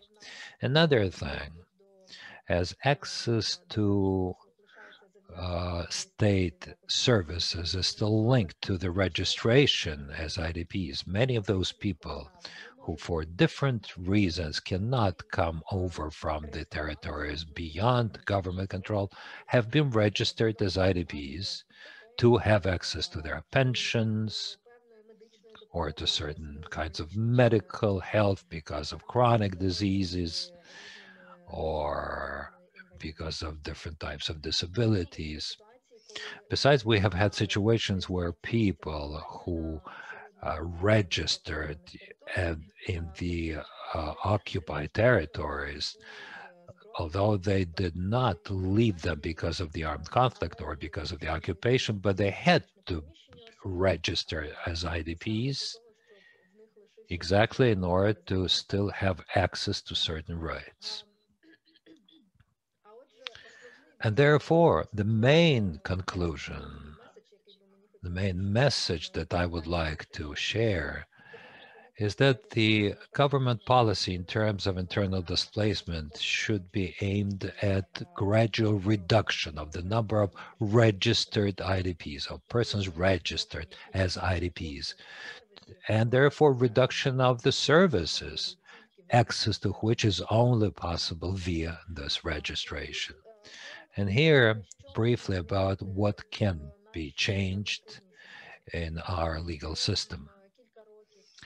Several years now, we've been talking, we and our partners have been speaking about the need to unlink, to separate access to the services and all kinds of state benefits from the registration as IDPs.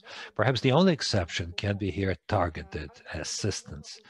Targeted assistance related to internal displacement is at the moment the only kind of social support, social benefit that is related, that is linked to internal displacement. That's when we talk about financial, the payments. All the other benefits are just regular ones, usual ones that any other citizen can get, whether pensions or benefits related to disability or child support, support to families in dire situations, etc. And these kinds of payments should not depend on the IDP registration. In that case, that would lead, well, for example, if pensions are separated, are unlinked, they would help the government to see the clear and real statistics of internal displacement. How many people have really been displaced, have really moved and did not have any circumstances that forced them to stay in the occupied territories. What is also important here, we cannot just, write it from scratch, that we would no longer use the certificates, because over those 6 years, many services have been linked to the certificate. That's why we need to avoid a negative effect of such decisions upon the rights, or foresee some alternatives, or introduce systemic reforms. One of the negative effects could be an impossibility, for example, in a situation where one's registration location of an IDP changes, then there is a risk that one would find it impossible to go back to the temporarily occupied territories. COVID has shown us that this is possible, that decisions can be made about a possibility to enter those territories based only on the grounds of what is called propiska, residence permit. And my last slide is what kind of data we need to develop government policies. Any statistics that needs to be clarified in terms of quality. To find out what needs are behind those figures, the numbers of the pensioners, children, people with disabilities among the internally displaced persons. And depending on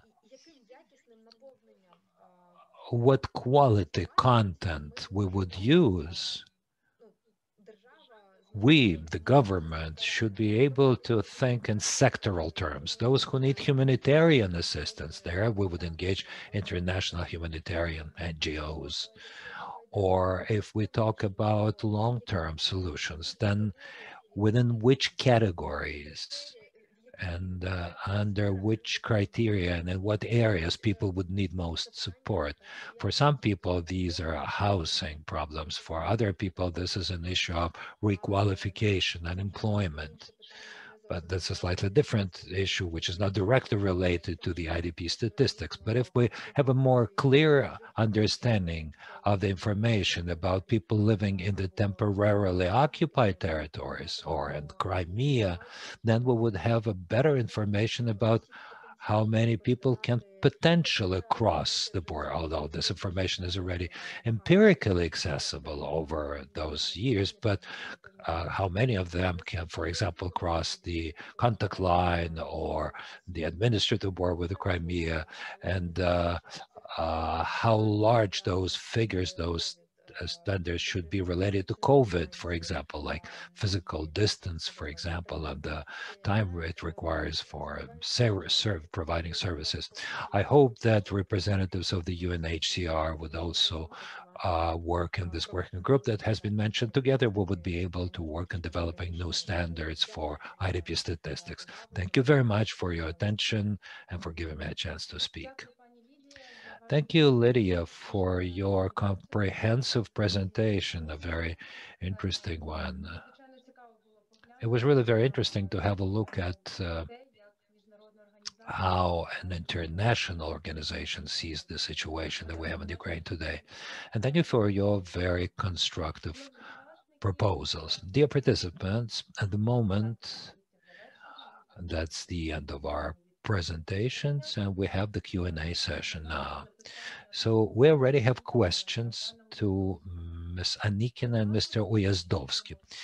You have mentioned, and we all know that the current IDP statistics does not reflect the real number of the displaced population.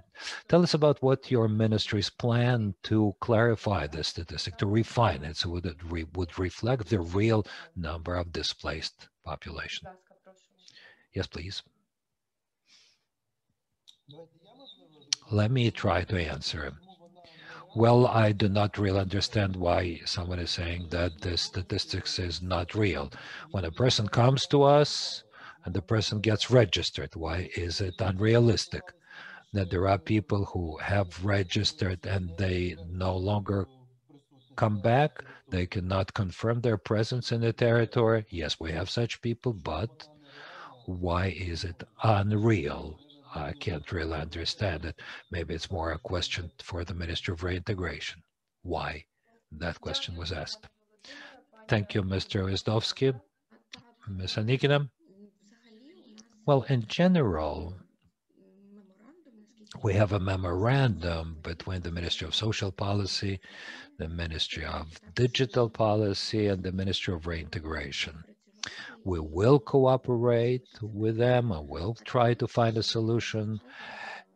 I have said it already that we have developed a draft strategy which points to ways and means to find a solution to this problem.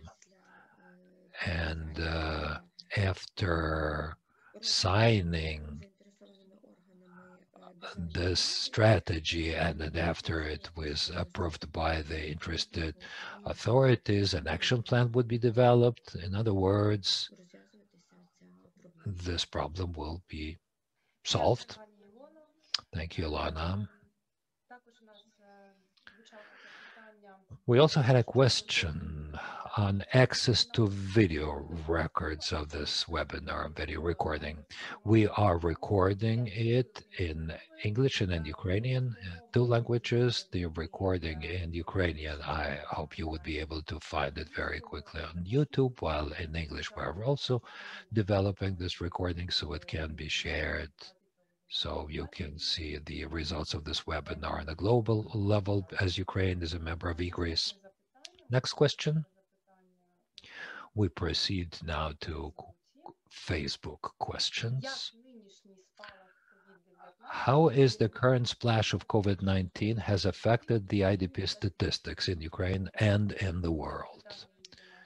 It's a question to our international experts, our global, let's say, panelists, as well as to Ukrainian experts, please.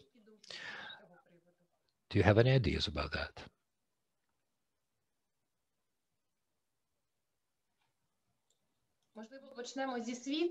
Let's start with the world situation. Ayuha, maybe you would answer it.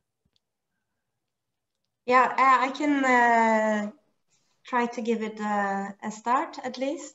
And I think it's a very relevant question, and a question that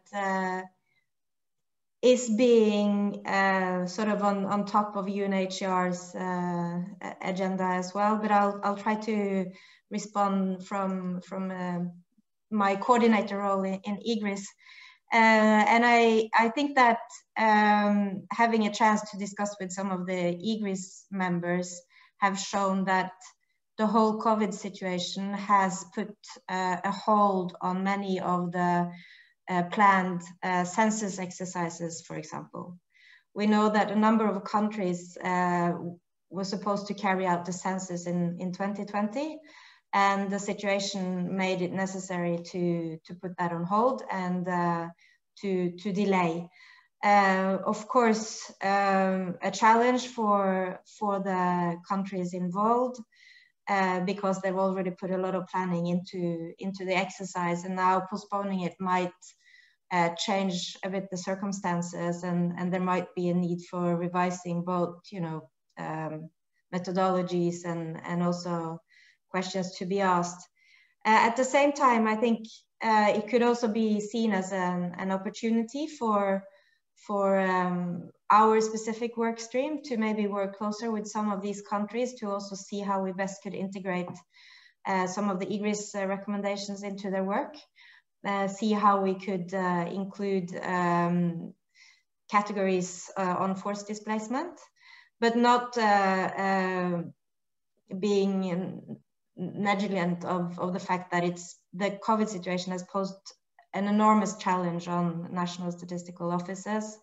I've had conversations with members that are, of course, working from home, and that in itself is providing a lot of challenges, not having access to technology as they normally do.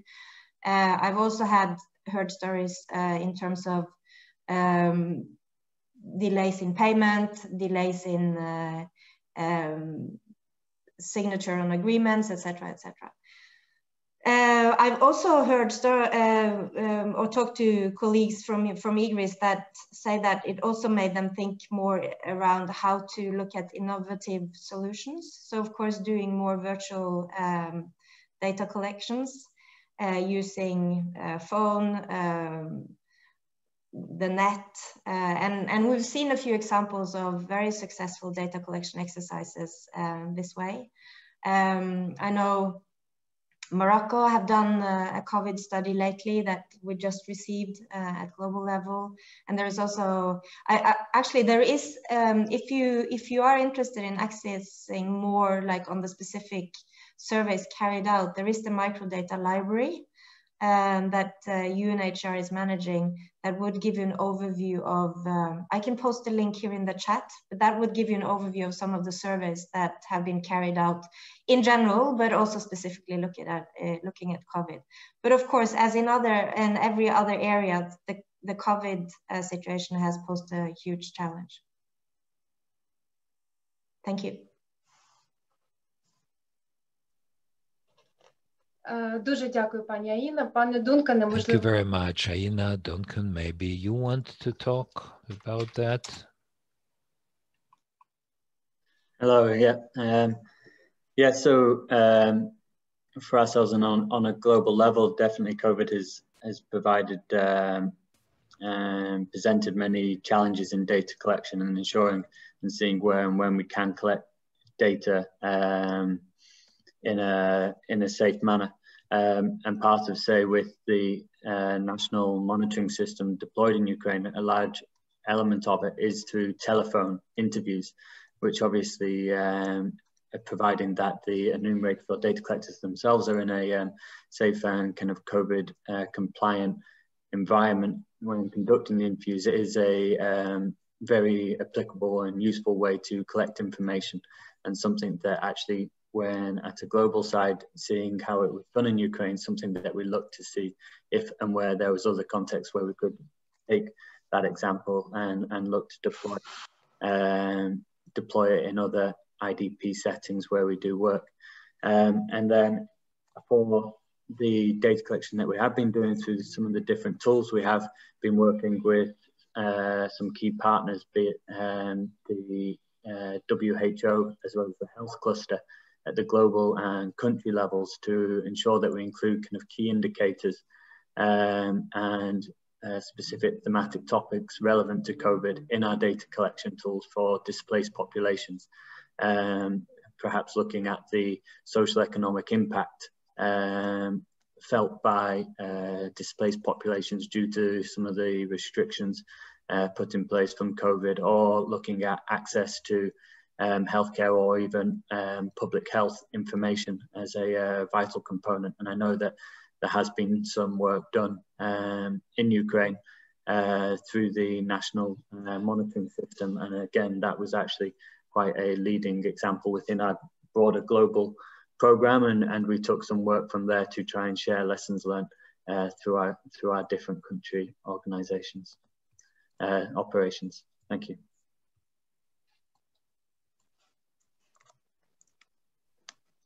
Дуже дякую, пане Дункане. Thank you, Duncan. Maybe somebody else has any answers to that, or we'll move over to the national level. Ilona, Tatiana, Volodymyr.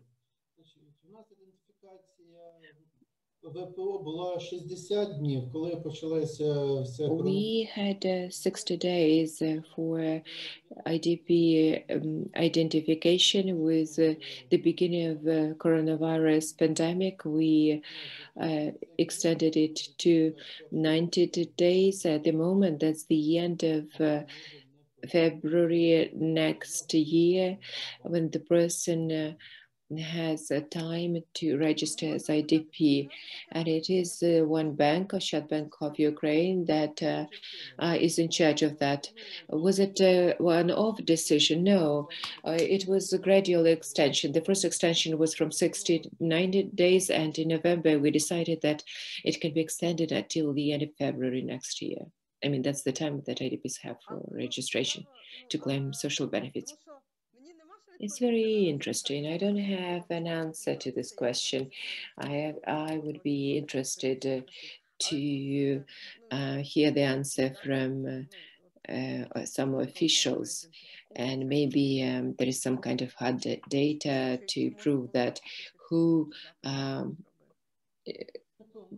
is identified as IDP. Do you have any data? Have you conducted any assessment? No, we just collect this from the register. This year we see a little bit a small increase in the number of new IDPs that got registered. Maybe that's linked to the enrollment to the universities, because these children are entitled to some benefits upon enrollment. Okay, so did they stay on the register or not? No, I just tried to quote the applications. Statistically, we see a small increase in the registered IDPs this year. Lilia, I can add that due to COVID-19, the parliament adopted the law on March 31, whereby the necessity to get identified by the IDPs was extended until the end of quarantine. That's why Volodymyr quoted February 28, because now it's conditional on the decision of the government to extend quarantine. But again, Bank, that's the bank that is in charge of identification, they have to realize that at some point they would see the increase in those people who would come for identification on one day. Well, sometimes they extend the period of validity for the bank card, but it may not always work. Sometimes to extend the period of validity of targeted assistance, local social protection departments request people to get identified regularly rather than wait until the end of the expiration period to avoid lines. As to the increase in the number of the registered people, let me remind you that unfortunately August and September were the months of forest fires in Lugansk and Donetsk, and people had to leave their homes due to fires. And there was around 1,000 people that got registered as IDPs as a result of bushfires rather than conflict. But I agree with Volodymyr. Well, there was no change in terms of statistics. Well, there was no considerable increase, at least. There was no surge in the number of IDPs. But there was no decrease due to failure to go through verification procedures either. Thank you, Lilian. The next question. I'll skip this one. I'll get back to this later. The next question, gender aspects of IDPs. Do you provide for gender equality and the protection of the rights of IDP women? Who can answer the question? Any ideas?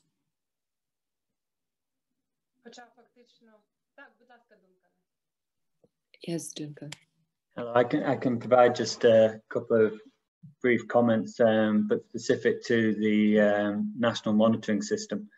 So I guess two very brief elements in there. So one is that we ensure that the data that we collected has sex and age disaggregated data. So the perceptions received through the survey is referenced both the different groups. And as well in the work that we provide in our enumerators team, and this is in Ukraine as well as across our DTM operations, we always drive as quite a main factor to ensure a balance in our enumeration team, which is also an equally important factor in kind of collecting perceptions of different population groups to allow that kind of the nuance necessary to understand the needs of, so in the context of this question, the needs of women, to allow them to kind of address their specific vulnerabilities and meet their rights, if you will. Thank you.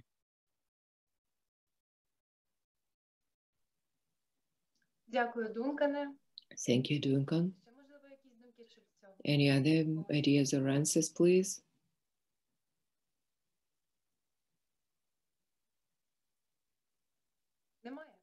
No? Okay. Then let's move over to the last question. The last question to state statistics, how the Statistics Office cooperates with the IOM to further develop the statistics on IDP. I can provide an answer to this question as the member of the steering committee of AGRIS. Upon the initiative of Statistics Service of Ukraine, jointly with IOM, we are setting up the working group to develop the roadmap to implement international recommendations on IDP statistics in Ukraine. And let me inform you that officially representatives of IOM, Ministry of Development of Amalgamated Territories, UNHCR, and Ombudsman Office agreed to become members of the working group. We have Tetiana Kishchuk that represents civil society in the working group. We are awaiting the confirmation from the Pension Fund, Ministry of Social Policy, and National Social Service of Ukraine. So that's a very good start of this work. It happened, and hopefully at the end of January, we'll have the first meeting of the working group. And at the moment, we rely on the support of IOM to get the translation of the international recommendations to make the work of the working group easier. Dear panelists, dear participants, thank you very much for being with us today. Thank you for wonderful, informative, interesting presentations. And it was a great discussion that we've had today. Dear participants, thank you for having found time to be with us today. Let me congratulate you with upcoming Christmas and New Year. Stay healthy and happy. Let you and your families stay safe. Thank you. Enjoy the day. Thank you.